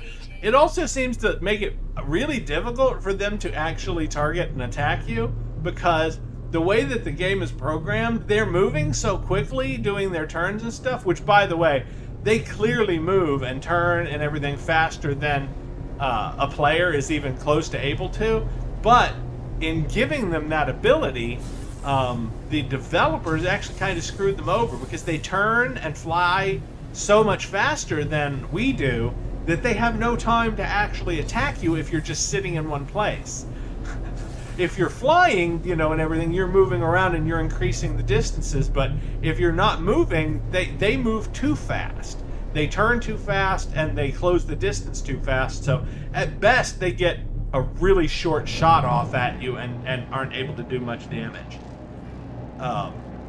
So yeah, honestly, I think that the space combat and the Sentinels need to be revamped just a little bit. I mean, honestly, there should be some danger for me, even as I am now with maximum multi-tool and my good shields and everything. There should be some danger and chance that I might, get killed by Sentinels. And you've seen it. I can kill an entire wave of Sentinels without even taking damage, really. No, I don't even get down to quarter shields, half shields, 3/4 shields. I think that I've taken more damage from falling during combats than I have from the actual sentinels attacking me. They attack too slow. Their attacks aren't really strong enough. The only ones that really hurt you are the ones that throw the geology cannon explosions. And they're actually only really annoying because they damage the terrain and cause you to fall down in a hole and can't target your target easily. But the actual damage they do is fairly laughable at this point. Now, here's the thing, though. They are dangerous in the beginning when you're first starting out and all you've got's a bolt caster. Trying to fight your way through a wave is challenging and dangerous. But it should be that challenging and dangerous,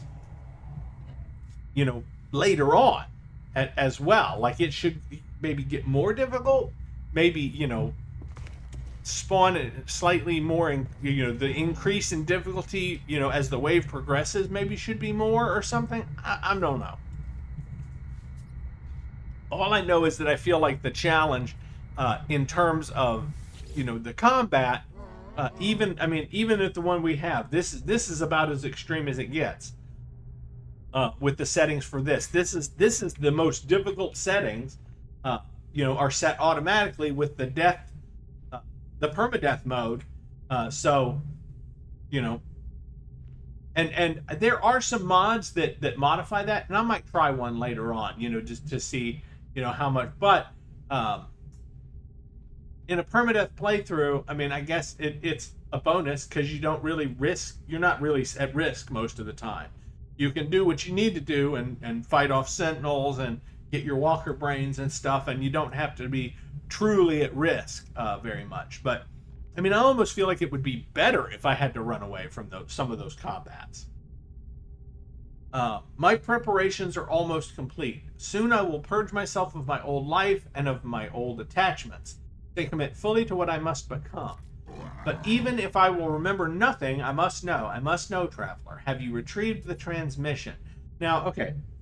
Now, I make my decision on this one only because, and I made the wrong decision, in my opinion, the first few times, because I didn't know how, it really plays out. But now that I do know how it plays out, I lie to him every time. They are frenzied at my approach, excited. Whatever this transmission might contain, whatever system it has been sent from, it would seem to matter a great deal to the Viking.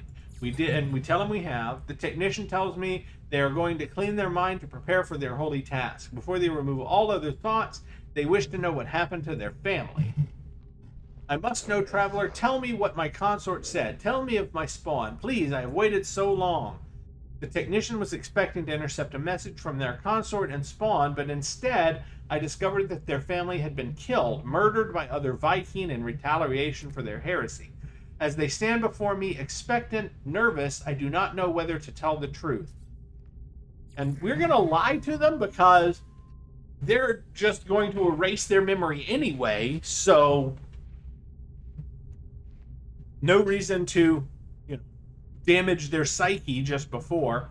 They're going to do something as kind of, in my personal opinion, stupid as erasing their memory and of it. Because the first few times I was like, oh, he's erasing his memory anyway, it won't matter if we tell him the truth, he won't remember. Turns out the memory erasure thing is not as fully erased as you might think. So he like pines over his family either way. But telling him the truth, I feel like if he does have any kind of psychological subconscious memory that, oh, my family's dead, killed because of what I did or whatever, I think it's better just to lie to him. He's not going to try and track it down himself. He had us do it, and everything. It's better just to be like, oh yeah, they're living the good life, and everything. They married your enemies. Your cornerstone marriage, she's happy now. She probably hates your guts. Just let him, believe that stuff rather than they were murdered because of what you did, or and you can't blame. Sorry, that's blaming the victim. I'm trying. You may not get it, but I'm saying that in, a way that it's like, oh yeah, this is this is stupid. You did, believing that is ignorant and everything. You can't blame the victim for a murder or murdering. That's like those movies where their blood will be on your hands if you don't. That's bullshit. If you kill them, their blood is on your hands. It's not my fault that you killed them. You made that decision. It doesn't matter what I did or didn't do if you kill them. That's stupid. Trying to make a person believe that it's their fault, because they didn't, win a race or something. Oh, you didn't win the race, so I killed your wife. That now it's your fault. Her blood is on your hands. That's dumb. That's a dumb claim. And it's stupid for the person to believe it. Now, I'm not saying that the person won't still feel guilty, because that's just human nature. To be like, oh, if I had won the race, they'd still be alive. Yeah, I got that and everything. But anyway, sorry, I'm getting off topic completely, but it's just one of those I'm trying to kind of explain, because I know it sounded like, but I was being facetious when I said, when I was saying that other stuff. I was like, I was, sarcasm. I was using sarcasm, but sometimes you can't tell. And I realized, oh, they may not be able to tell that I'm being sarcastic here. They may think I'm being genuine. No, I wasn't being genuine. I was being sarcastic, about that and everything. Yeah, you can't blame the victim. That's just ignorant. Gra, your pathetic interpretation. We Viking are never happy. Well, we are proud of our strife, but I am satisfied to hear of this. I think I can do what I must do now.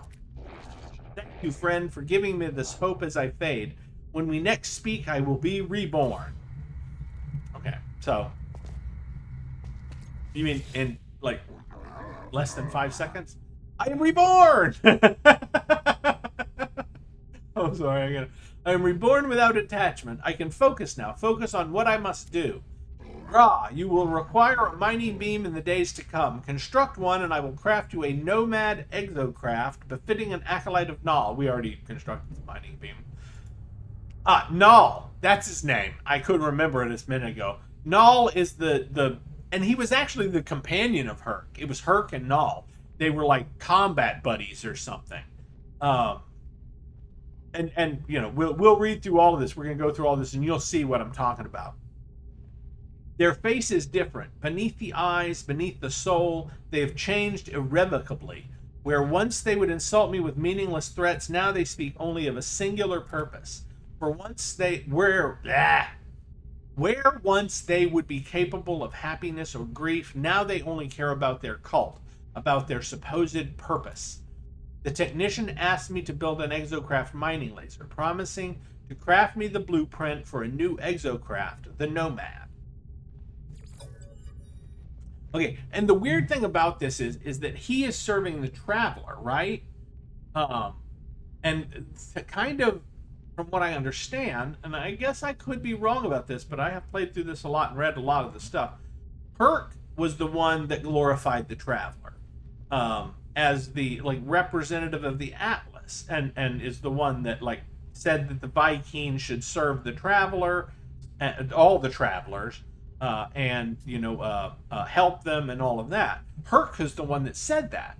And I think Null is the one that was like, no, the Travelers aren't holy in any way. I'm not saying necessarily that he said you should attack them or anything like that, but he was like, they're not holy. They're servants of the Atlas, yes, but the Atlas is not a god, so they're not angels or whatever and everything. And so that's the difference in between the two groups. Now, that doesn't mean that Null's people don't care about the Travelers. I'm not saying that. It's just that that's kind of, from what I can tell, that's the difference, is that Herc basically said that, the Atlas is a god, and that as servants of a god, the Travelers are like his angels, and Null said, no, that's not true. I was gifted with the vision that the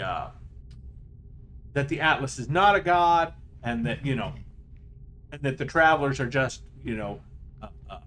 normal travelers. They're just normal people. Yes, they do serve the Atlas, but since it's not a god, they're not holy in any way. The world will change. It must. It has to, Traveler, or else all of this, everything we have done, it will have been for nothing at all. Okay. Sorry, and that was disconnected. I really should have read that along with the earlier part. And we already did that. Is it going to make us do it again? Nope. There it goes. I was going to say, it should give us credit because we already did it. Now, here's the thing. I'm not sure that I like the centered camera view, but it has fixed the jumpy bullshit thing that irritated me so much. So, I do like it in terms of that. And, you know, it does shift so that when you're aiming and stuff, it shifts back to the over-the-shoulder view. So, I guess I'm okay with it, to be honest with you. It's not my favorite for placing stuff, but, you know, you can go into first person for that. Or, you know, or flying. You know, you can go to the separated flying view when you're placing stuff like this so that you're not in your own way, you know, when you're trying to place items. I'm sorry, where is it trying to... Okay, no, it's him. I was going to say I didn't see the marker over his head. Have you built the mining laser? I hope you enjoy working with Viking technology. Nothing refines the design of a machine like using it in combat, even if that combat is against the Earth. Confirmed you built. Nomad Geobay. Yay, we're getting the free stuff I've been waiting for this whole time. Normally I buy the Nomad because it's my favorite exocraft. But I knew we'd eventually get it for free, so I've been saying, no, we're not going to buy it because they are expensive. They're like 10 salvage data a piece. Excellent work. Your exocraft mining laser should be powerful enough to extract even magnetized ferrite from this planet. Witness the art of the mech priest that I can create such marvels. Grah! This universe is a mystery, traveler. Lives are spent in solving it. We shall do our part. The technician needs me to gather magnetized ferrite, a hyper-dense mineral that must be refined. My life will be made easier with the exocraft mining laser, able to harvest pure ferrite from large deposits. The technician will use this craft to upgrade my exocraft radar. They say the Viking first rose to the stars in ships crafted from pure magnetized ferrite. Who knows what we will accomplish? And we have plenty of magnetized ferrite, so it should just boop, switch us right on over to the next portion. There we go. Because we have more magnetized ferrite than we have pure ferrite. Because we used a lot of pure ferrite in construction. Because a lot of the parts use pure ferrite and wood for various things. Have you brought the magnetized ferrite, traveler? The signals are out there. I know they are. All you need is a signal booster capable of detecting them. Give magnetized ferrite. I give the technician the ferrite they requested. As they work with it, I examine their station. It is barren now, lacking the flaws, the personality of their previous equipment. I cannot help but miss the way they were before for all this newfound efficiency and focus. The flaw of their individuality forever gone, drowned within their great purpose.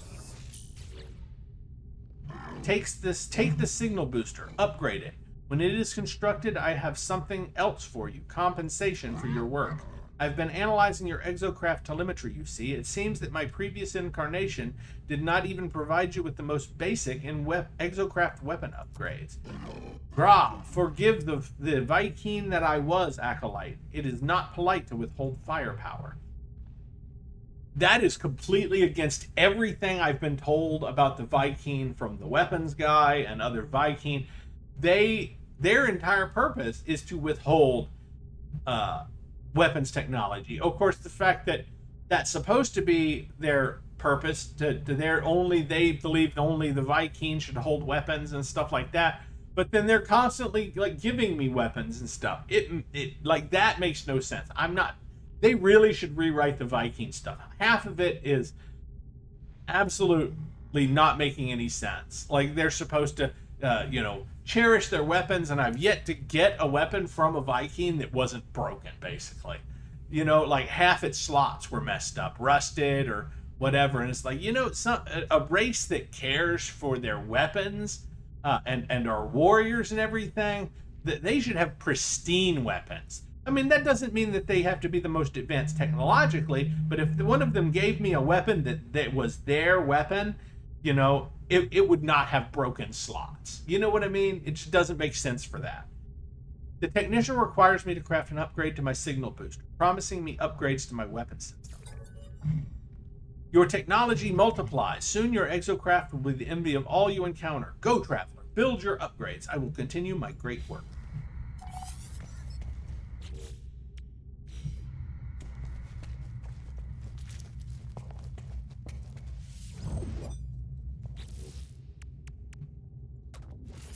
Technology installed.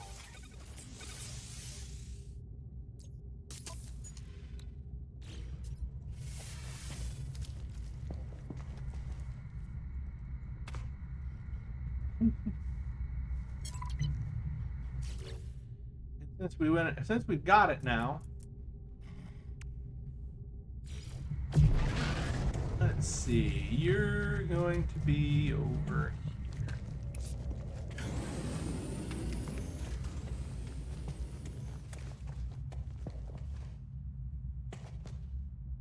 Did I not? Did I go one too far? I think I went one too far. Yeah, here we go. I was gonna put this. Yeah, you should be able to see the other ones from where this one's gonna end up.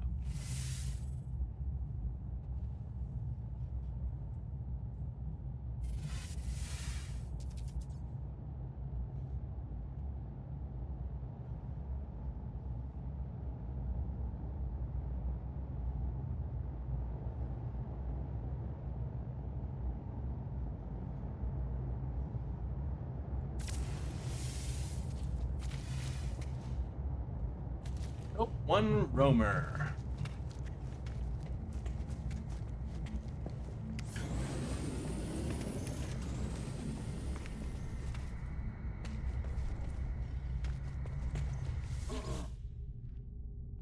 Rah, the blueprints for your weapon upgrade are ready, interloper. Have you improved your scanning equipment yet? Yes. The technician gives me blueprints for weapon upgrades, but as they pass them to me, an alert begins to sound on their terminal. Their search is almost complete. A scan has found something. That you chose this world of all worlds to make your home out of the infinite possibilities. I did not think it possible, but my scans have uncovered the truth. Now themselves visited this place. We shall uncover their final words. Use your upgraded exocraft radar to locate this planet's abandoned structures. Bring me the nanite clusters contained within, and I will use them to forge a new acceleration module for the trials ahead. The Viking claims that this Null, the namesake of their cult, once visited my planet. I cannot know if this is true. I walk through worlds of ruin and wonder at these peoples, and at their obsession with their past, at the hatred that tore them asunder. I wonder what the future might hold, what secrets might echo out through the hub of creation. The technician requires nanite clusters to initiate their final ritual. They have an exocraft booster awaiting for my return. Tread carefully, traveler. In all abandoned things there grows a rot. Take the nanite clusters and leave before something notices your theft.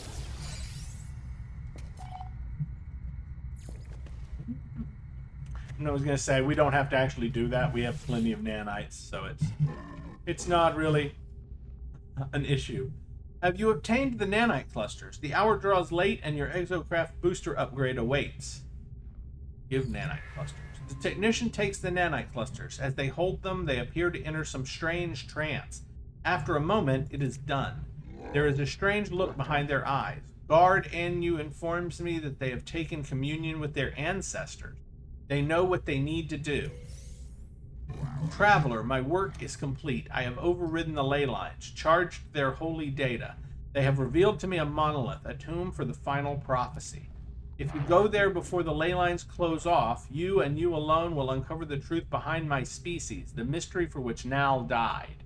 A monolith has been activated. If I reach it quickly enough, I will gain this forbidden knowledge. Oh, hell yes, we want forbidden knowledge. Forbidden knowledge is the best kind of knowledge, right? The technicians served their holy purpose, driven to obliterate their own personality in pursuit of this very day, this very moment. I do not know if their sacrifice will be in vain.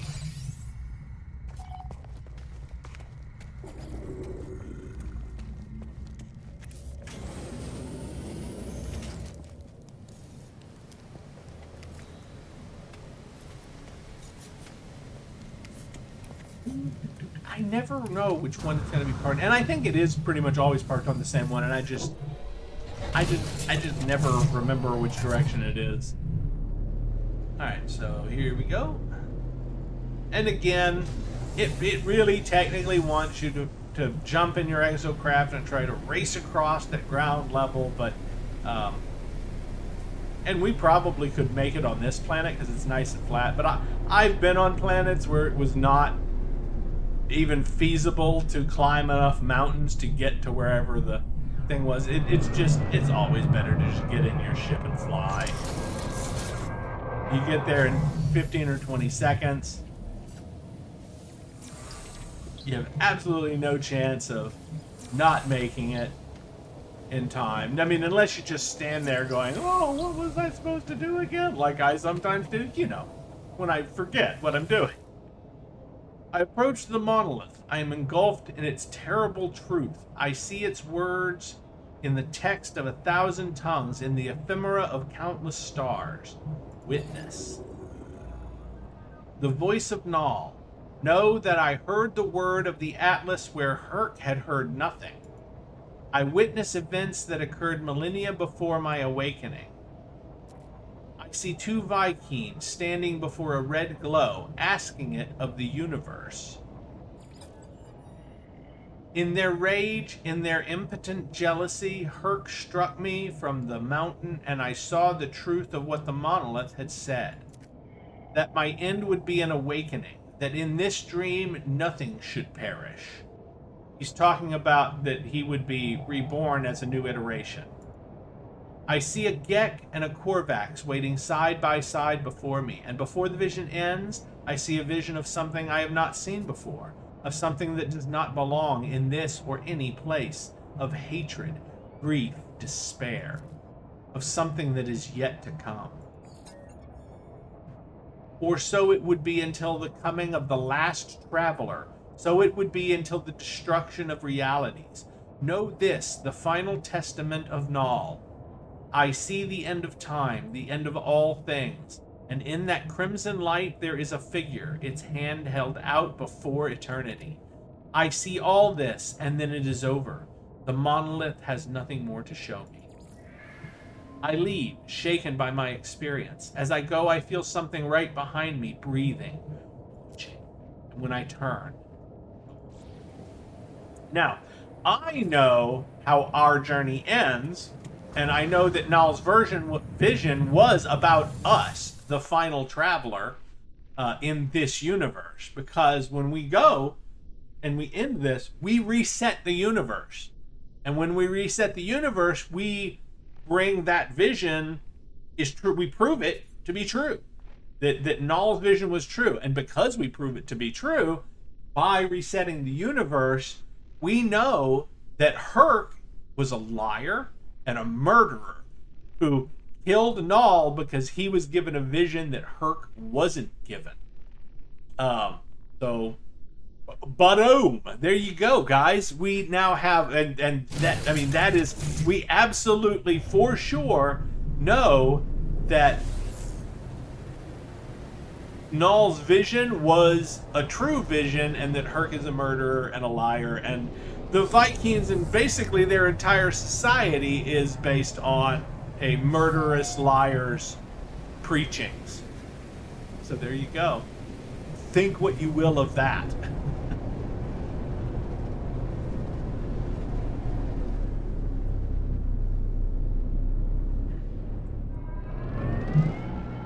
Not that they really abide by anything Herc seems to have taught them. I mean, because it was Herc's thing that was all about honor and glory and you know, the honorable death and combat and all of that stuff and everything. And it's clear that the actual high command and the leaders don't really, like, they may preach it, but they don't really live it, you know. So because I seriously doubt that, based off everything we've heard about and from Herc, from other monoliths and everything, that Herc would have, you know, gladly murdered somebody else. Of course, maybe he would have, because he did murder Null for getting something. So maybe I'm wrong about that. Maybe the Viking are exactly on point with Herc's message, or his true message. I envy you, traveler, to see the words of Null themselves. Grah. With this discovery, and you know, I was thinking about it and I was like, oh, Null could have been lying, right? But then, based on what we know, because, you know, of how we, and you know, we reset the universe and all that, as we go on, uh, we know that what he said is true. Because, you know, otherwise we have to believe that he was making up a vision that's turned out to be real. You see what I'm saying? So he either really did get a vision from the Atlas, revealing to him how the future would go, and that's why it matches what really is going to happen, or he was making up a vision that just happens coincidentally to match what's going to happen. I don't think that. I mean, it's possible, but it's so unlikely, so frustratingly unlikely that, you know, you have to believe that he really did have a vision, and so that changes everything you know about the Viking and Herc and their history and all of that. With this discovery, you have vindicated the actions of 1,000 martyrs, traveler. You deserve your reward. You deserve the Colossus, the largest exocraft in my arsenal. Use it and strike terror upon our enemies. The Viking believed that their ancestor Herc received wisdom from a great monolith, initiating a war against the Sentinels and slaying Null the Objector. The monolith I discovered proves that this history is a lie. Null was honored with a vision, whilst Herc had been met only with silence. And in their jealousy, Herc murdered Null. Yet I am left with questions. I am left thinking of the creature I felt watching me. I am left with dread. The technician offers me the Colossus geobase schematic. The technician passes me the schematic. As they do, their eyes beam with pride and sadness. I have transmitted Null's testament to my brethren, traveler. What you have learned this day will spread amongst the Viking. It will change our people for the better. Grah. I doubt that. And if violence is required for change, so be it. That I'm more sure about. As for you, you are not as pathetic as I once believed. You are no longer interloper. You are one of us, now until the end of time itself, enthroned in the glory of the Colossus. The technician waits anxiously to see my Colossus exocraft in its full glory. I watch as they begin to forge an upgrade for my exocraft mining laser, surrounded by schematics and charts. The Colossus is a fine craft. They say Herc and Null rode one together before their end.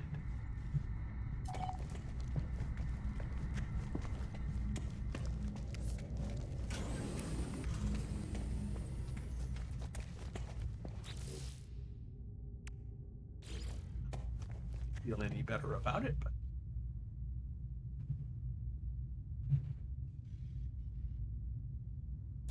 I shall build the massive monstrosity, and then we shall delete the ad and try again, because I should have reduced it in size. I didn't.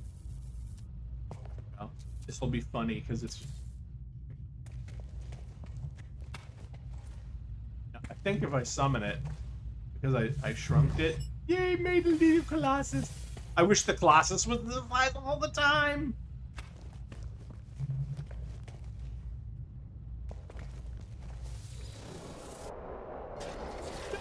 It's a teeny Colossus, everybody! It's actually a lot more usable in this at this size. The problem with the big Colossus is that it's so big that driving it around and using it for anything is basically ridiculously impossible. It's just too damn big. Now, once it falls through the floor, I will make the pad, which we should be able to make it do that. Let's go do that real quick. I'll make the pad the normal size because the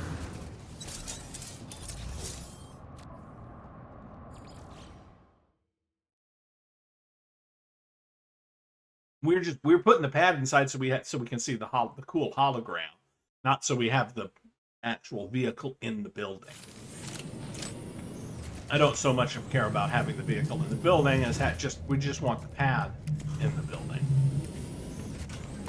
No, it didn't fall through. It did sort of stretch though, didn't it? Well, it will eventually fall through. It always does. Or I can just go outside and summon it on the ground. Let's do it this way.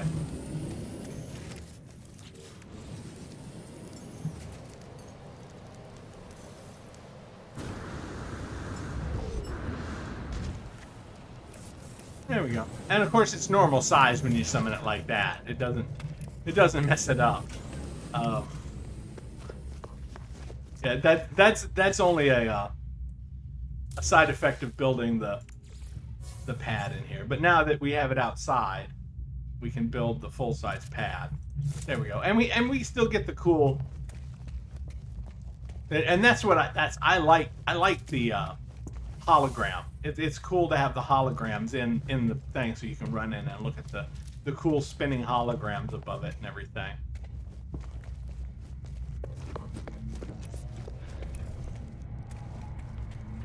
We are almost done, guys. And once we're done with this, we'll go to the Anomaly. We'll buy everything we don't have yet, because nothing else is free through quests and stuff. And so we'll just go ahead and go buy everything we haven't got yet.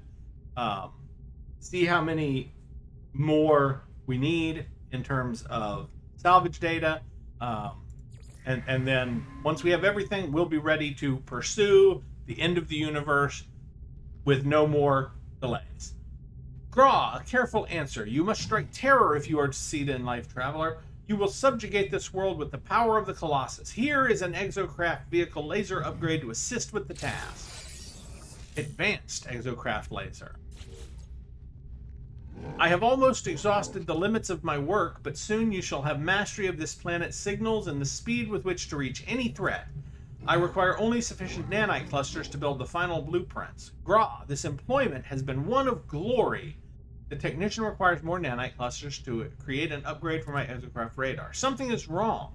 Some time ago, I saw the Viking with an image of their family before they performed some ritual to erase such attachments from their mind. As I approach now, I see that same image. The technician stares at it, blinking for a few moments with an empty expression. When they notice me, they remove the photograph from the display. We do not speak of it again. I do not wish to awaken their pain. They desire only nanite clusters, not my sympathy.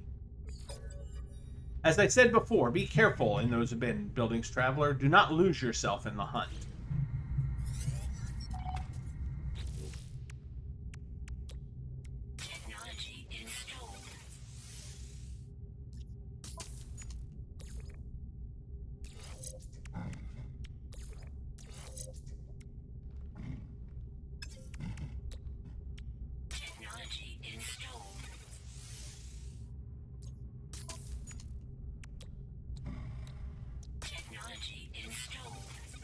Oh, that's not the right one. Well, yeah, it needs it too.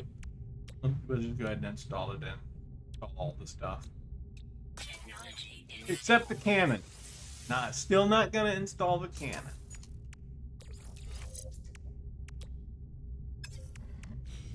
Alright. Let's see, the roamer. Okay, now we have the roamer. Yeah, we have the upgrade already. We do want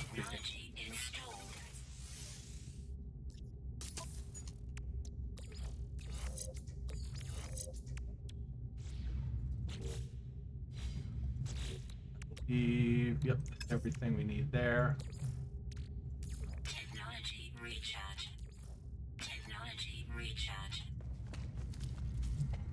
All right, I'm just getting the all of the exocrafts to where we can actually use them if we want.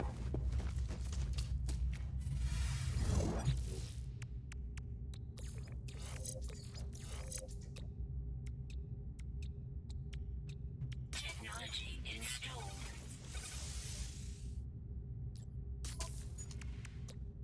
Technology installed. Yeah, in a normal playthrough, you actually have to buy upgrades that are the same upgrades basically for all 3 of these different ones. The Nautilus and the Minotaur have different upgrades, but these use the same ones. The three, so they're all technically the three different exocrafts, but they all sort of count as the same. They just have different numbers of inventory slots and stuff like that. But they all use exactly the same upgrades: laser upgrades, engine upgrades, booster upgrades. They all use the same ones. So basically, you can, if you're just flush with nanites and everything, you can go buy upgrades for all of those from regular stations and everything, and just buy a ton of them and install, and fully install all of the different exocrafts. I've done it many times, but really, you can just buy one set and equip one exocraft, and then just you install it in your preferred exocraft, and then only use that one. Or if you have to use one of the others, you can just move them from one exocraft to the other when you have to use a different one. So, that's what I do. Okay, so we have to return one more time, or maybe 2 more times. We're almost done though. Do you have the nanite clusters? Give them to me, please. The technician hands shake. It is then that I notice the blueprint is already waiting on the technician's terminal. They require these nanite clusters for some alternative purpose. They are desperate for the substance, refusing to hand over the blueprints without them. The Viking takes them greedily, turning to imbibe them. Whatever effect this matter has upon the alien, it appears to calm their movements considerably. Sated, they offer me the blueprints. The nanite clusters. Their purpose is commonly misunderstood. They form the backbone of much technology, but they are not just machines. They can alter hearts, alter minds, even allow us to forget that which we cannot bear. The technician has a final reward, an acceleration module upgrade for my Nomad exocraft, once I have constructed its... Good. Let me know when the Nomad Geobay is built. I cannot wait to witness its glory. Technology installed. Okay, and so that implies that, his memory wipe thing relies on nanites, and he's regaining his memory because he hasn't had enough nanites. So that's what's going on.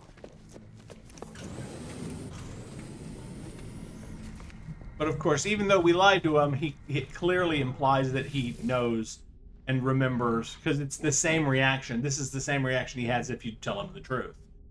Our work is almost concluded, but every end is a beginning. I am too weak to travel as I once did, too tired to continue my pilgrimage. With your leave, I shall remain here to stand by your side against your enemies. Gra, woe betide those who would transgress against us. The technician offers me the final acceleration module upgrade. It has been a pleasure working with you, traveler. Return when you are ready. I have a proposition for you, a lucrative and repeatable venture. And he's going to give it to me anyway. Traveler, I have detected a location of monetary interest. Go, that you may hone your control of the exocraft. Track the signal down before it disappears, so that we may siphon its units. The technician has hacked a terminal to siphon its units. If I get to the location fast enough, I will be able to transfer the units to my account. They spend their days doing this now, tending to the exocraft and drawing data from interplanetary networks. Sometimes I see them walking out into the planet itself to explore, but such times are rare. The technician is content with this retirement, engaging in fugitive activity for the pleasure of the chase, no longer for the necessity of survival. It is a game that we can repeat, one last heist after one last heist. And we'll go this once.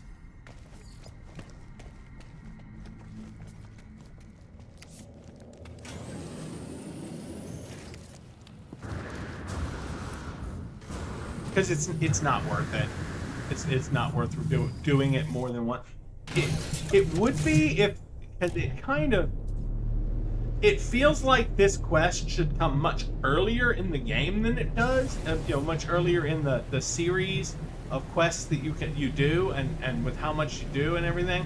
It might be worth it if it did come as early as it seems to feel like it should, but because it comes so late in the game, the amount that you actually get from this is kind of insignificant. It's just like the scanning. Like, yeah, I'm getting 200,000 for scanning some of the creatures, but how many planets would I have to scan to get 200 million? You know, which is what I would need to like upgrade my multi-tool again with one slot. You know what I mean? It's completely a completely insignificant amount when compared to how much I would need to spend at this point to do anything. Extractor. As I go, I think to myself how glad I am that my technician can hack these networks. They claim they can do this 1,000 times and not be caught by any authorities. I hope that my fugitive friend is right. And there we go. 34,135. I'd have to do it 10 times just to have... No, maybe it would be... It's worthless. I mean, it's literally a worthless amount of money at this point in the game. I mean, there's no ifs, ands, or buts about it. If it was 3 million, it might be worth doing. Even that would not be a hugely significant. You'd still have to do it like 50 times to get an amount of money that was actually useful to us in any appreciable way. I mean, 30,000 isn't even enough to buy one crate of arms from the black market merchant guy. I mean, yeah, the time investment to even to just fly back and forth is worth more than 34,000 that you get out of the terminal.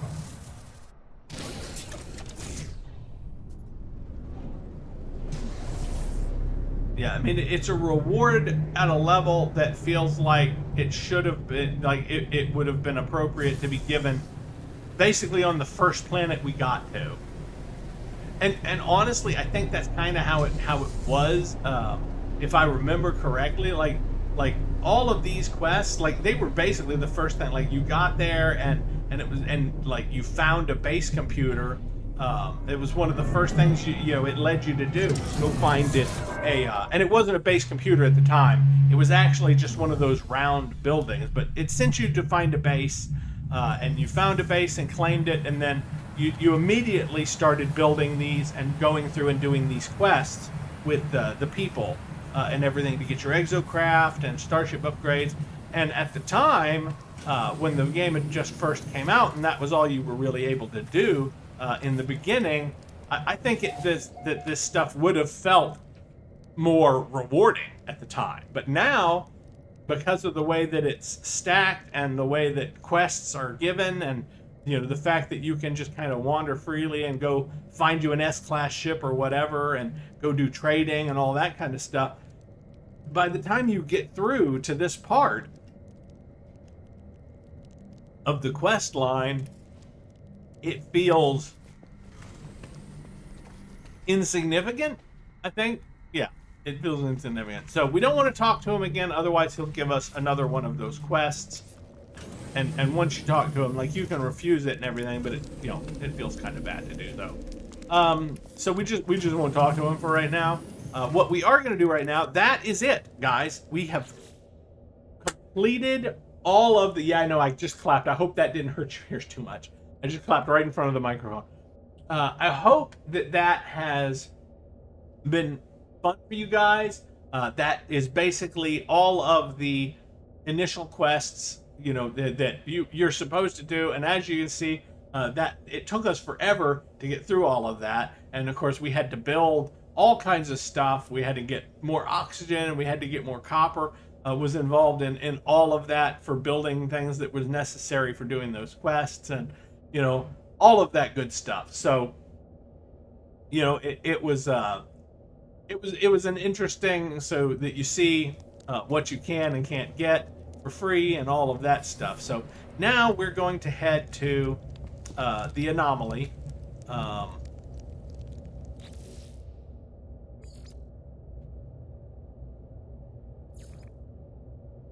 For our and we're gonna go and see what we need to buy from the Anomaly at this point, because now that we're done with those quests, we don't really get any more free technologies like the technologies that you buy for ships and stuff like that. You can still salvage them from distress signal wrecks, and you can get the product technologies from the factories, but at this point, we have so many nanites and everything that we're just gonna buy them.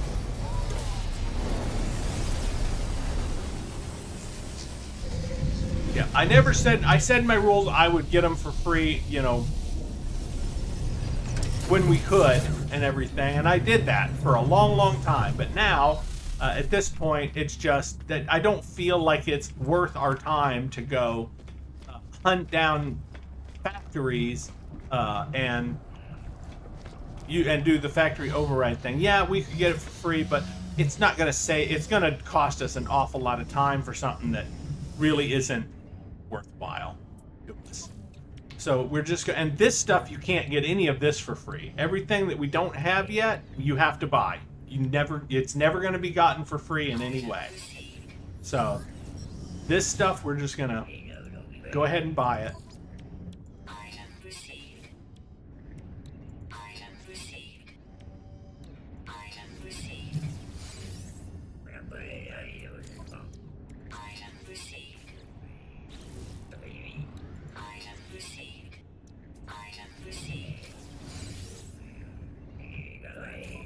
Yeah, and it's not me that's doing that. Where it pulls us out of the buying window, it just does that. Like, see, it just did it right there. Sometimes it goes back to the window, and sometimes it just takes us completely out of the window.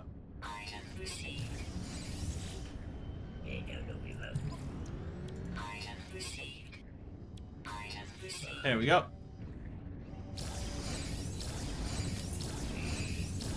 Alright, and now this is the stuff that we could get for free from the, but look, I mean, we've gotten, you know,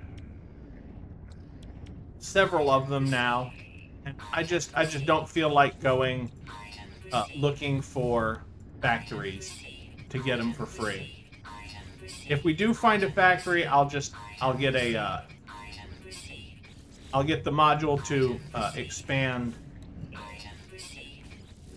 our multi-tools, so that when I get the multi-tools that I want later, like the voltaic staff and the Atlas gun, that looks so cool. I think they look awesome. You know, when we get those later, we'll be able to just go ahead and upgrade them with all the slots that we want and everything. Yeah, and the same applies here. This is all stuff there's really no way to get it for free once we've gotten everything we've gotten so far. The rest of it is, you have to buy it. There are no quests that give it out, any of this stuff out as rewards. You can't salvage it from anything.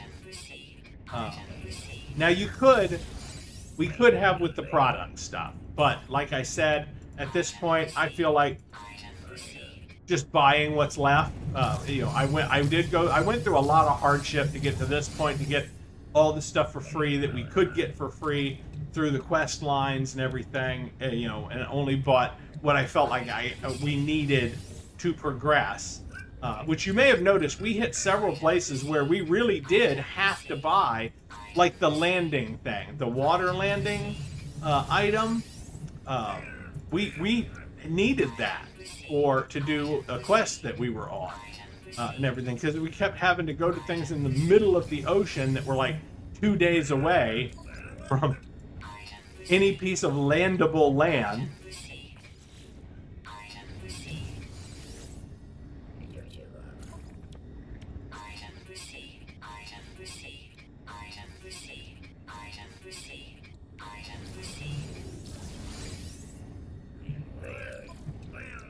Alright, so that's all the exocraft. Yeah, and I know, I thought for sure we got at least the first of the personal refiner things in a quest, but we never did.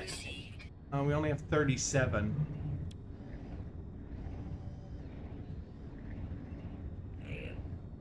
We don't really need any of this except that. I did want to get that. And you have to buy that. And I got all that. We have most of the decorations. I already bought them. There's a few decals we didn't get. We can get those.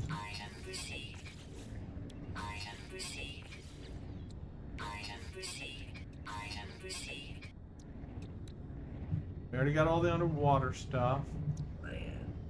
And you know, I forgot we'd never get the Pilgrim for free.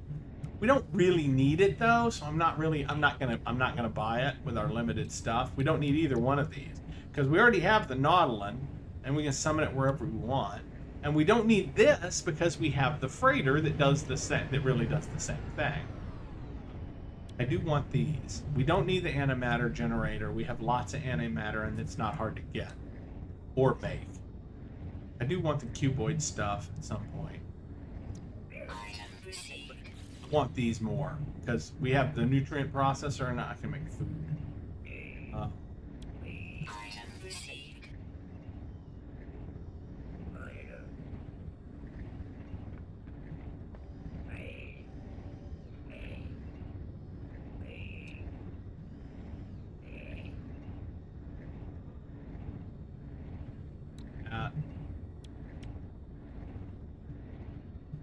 About the specialty roof, like as we get more, I will buy that stuff when it comes up. But I think these are one, so I'm just gonna go ahead and use the last 4.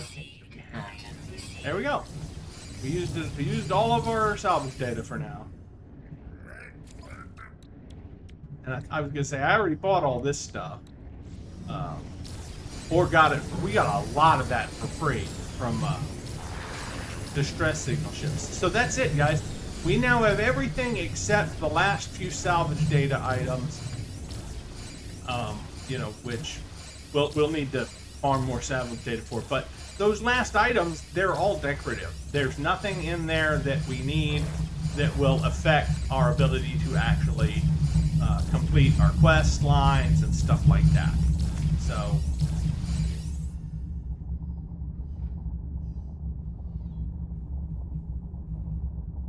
osmotic generator? Oh, that's a Nautilin thing. Okay. I was trying to figure out what that was. We did get some new exocraft stuff. We're going to uninstall this because we don't really need it. And we don't have activated quartzite or crystallized helium at the moment. But I have been wanting to install this bad boy. I've been wanting this. That was weirdly placed.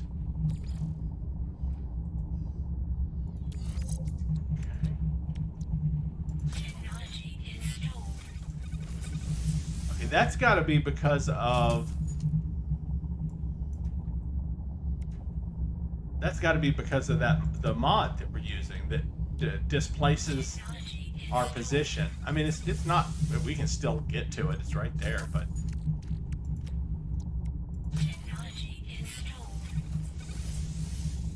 That's weird that it has pushed it over like that.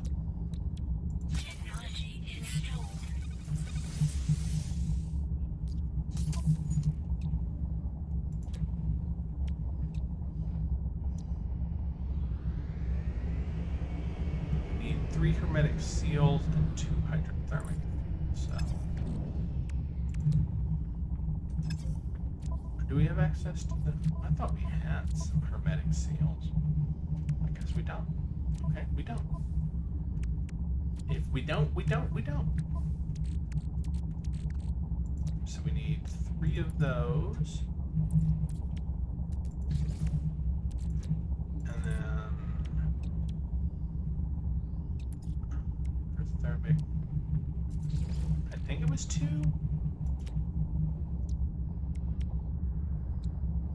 Yep.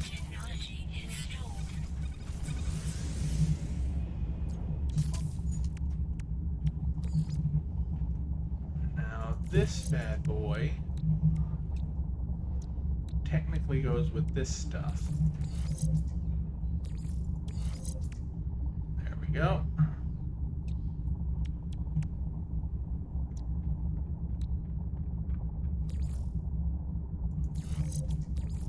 we're going to move these here. That. Because we have this that we want to install. This will enable our airborne recharge.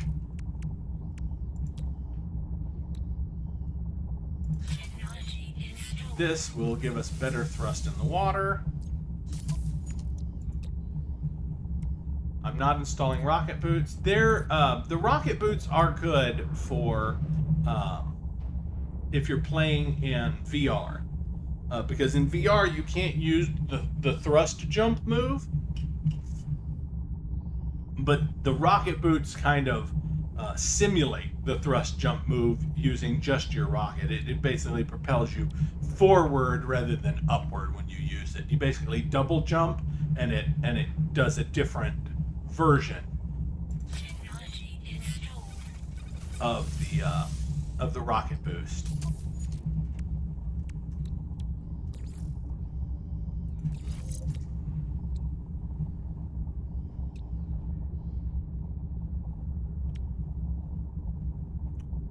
Lubricant for that. I think we probably have the stuff to make a lubricant. Nope, no we don't. We don't have quite enough gamma root.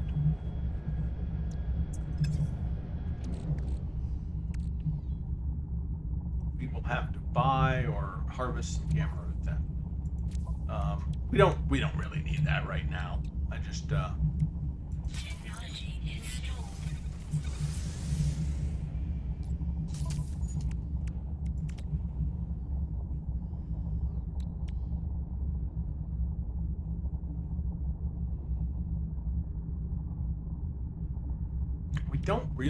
I don't really install that much, because if you get to the point where you're having to breathe your life support, then you've made some sort of a massive error. And I've never had it come into play, because by the time you have it, you definitely have at least 2, if not 3 of these, and everything, and so just recharging one of them is better than trying to have the whatever that is work. So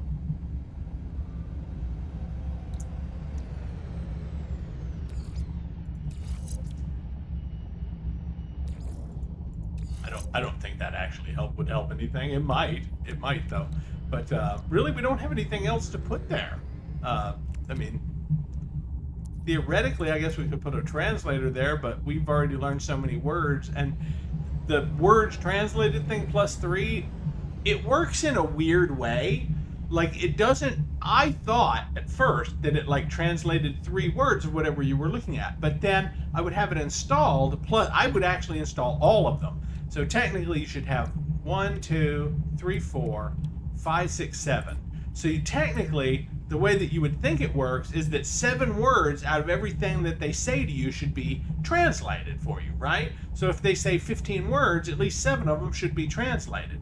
But that's not the way it works. You have all of those installed, you can literally still get an entire sentence of words that you don't know any of. Because what it does is it translates one word among all of the words in the language for you, not one word in what you're listening to.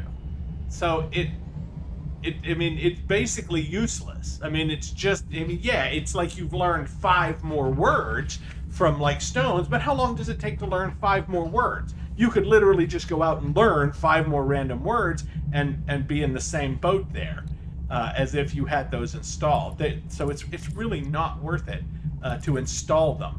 And I have seen arguments that say that's not the way that it works online, that it translates, but I've literally had all of them installed and still had an alien speak a sentence that had no translated words in it while I had all of them installed. So it clearly does not translate words based on what's being said. It translates words in some other fashion. And I'm just giving you my guess as to what the reality is Because I don't know. I don't know how they've got it programmed, or if it's just bugged, or what. But all I know is that I haven't noticed a significant difference in how much I understand when I have that installed versus when I don't. I don't have any had-all cores. I don't want the oxygen rerouter. We can't get cursed dust as far as I know, so I don't even know why they added that, because you can't really... Actually, you probably can, and I just don't know where the hell to get it. I don't want rocket boots. That's it. Okay, so we've got everything that from there installed. I don't believe we have anything new from that, because we didn't buy anything new. The multi-tool. Let's see, just to... Nope. Just bolt caster stuff. The igniter for the personal force field cloaking device. I don't need any of those. Those don't really help us at all. I don't want the fishing pole, and I have better stuff installed instead of that. Scan radius and recharge time is just not. We've got these instead for the scan radius and everything. So I don't feel like we need that. Now the exocraft, that's their stuff to install there, but I'm not really going to use it anyway, so yeah. Okay, I feel like we're good, guys. I feel like we're good. We don't really need anything else, so off we go. We are going to get started on our next quest line, or well, the big quest line, the Ghost in the Machine. And it wants us to visit a technology merchant, which is, I believe it's going to take us to a normal station for that. Yep, there it is right there. As usual, when we have to go for a quest, obviously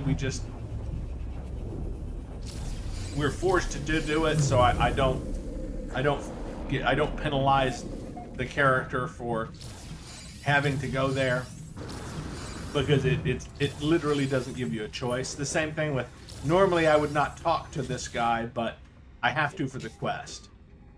And yeah,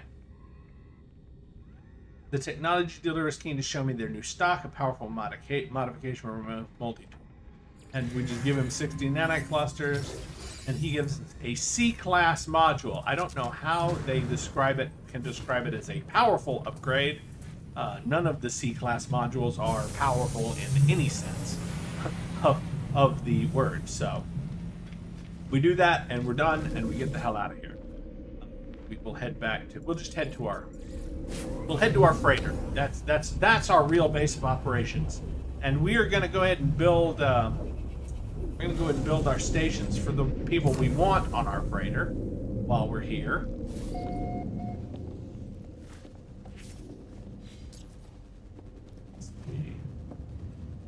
So don't want to do it there. Where do we want them?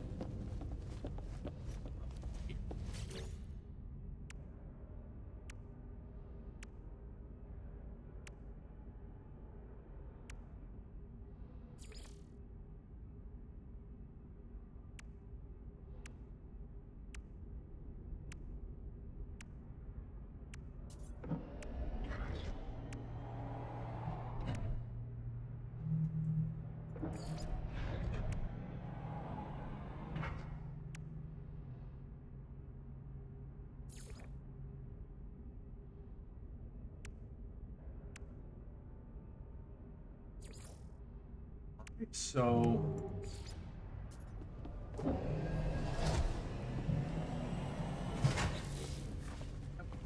nope, here. There's something on the other side of that that's keeping me from. I think so. There shouldn't be anything right there. Be able to install that.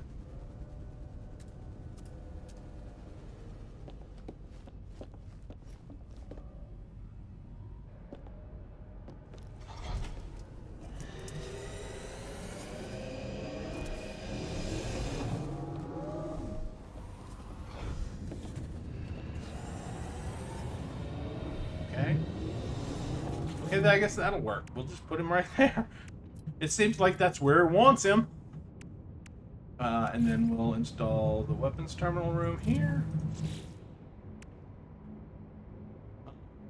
We don't really need the exocraft guy. He just sends us on. He just sends us on those worthless missions together. Right. So really, it's just these two. And really, he doesn't send us on any missions. I just like having him aboard. Now this guy, where is he? I guess he has decided not to show up. Whereas this guy did. Why? Oh no, wait. This is a different guy. This is not our agriculture guy. This is acting lieutenant. All right. So I think I actually have to take apart their stations on the planet to get them to appear on the ship now. Nope. I just have to activate them. That's what it is. There we go. So I just activate the terminals and they show up. So and then this guy, see, I have been inspired by your actions to craft a multi-tool of great power. Let's see if it is. No, it is still a C class. I think that's reasonable since I think we're still in the same system anyway, as our base is in. So it really wouldn't be a different thing at all. All right. And I think I'm going to end this session here, and we're going to pick up with the new session. And it will be, obviously, a session to start off on the right foot, going to the center of the universe, finishing up these quests, and getting done with the first stage of our, playthrough and getting to the second galaxy. So I will see you the next time. I hope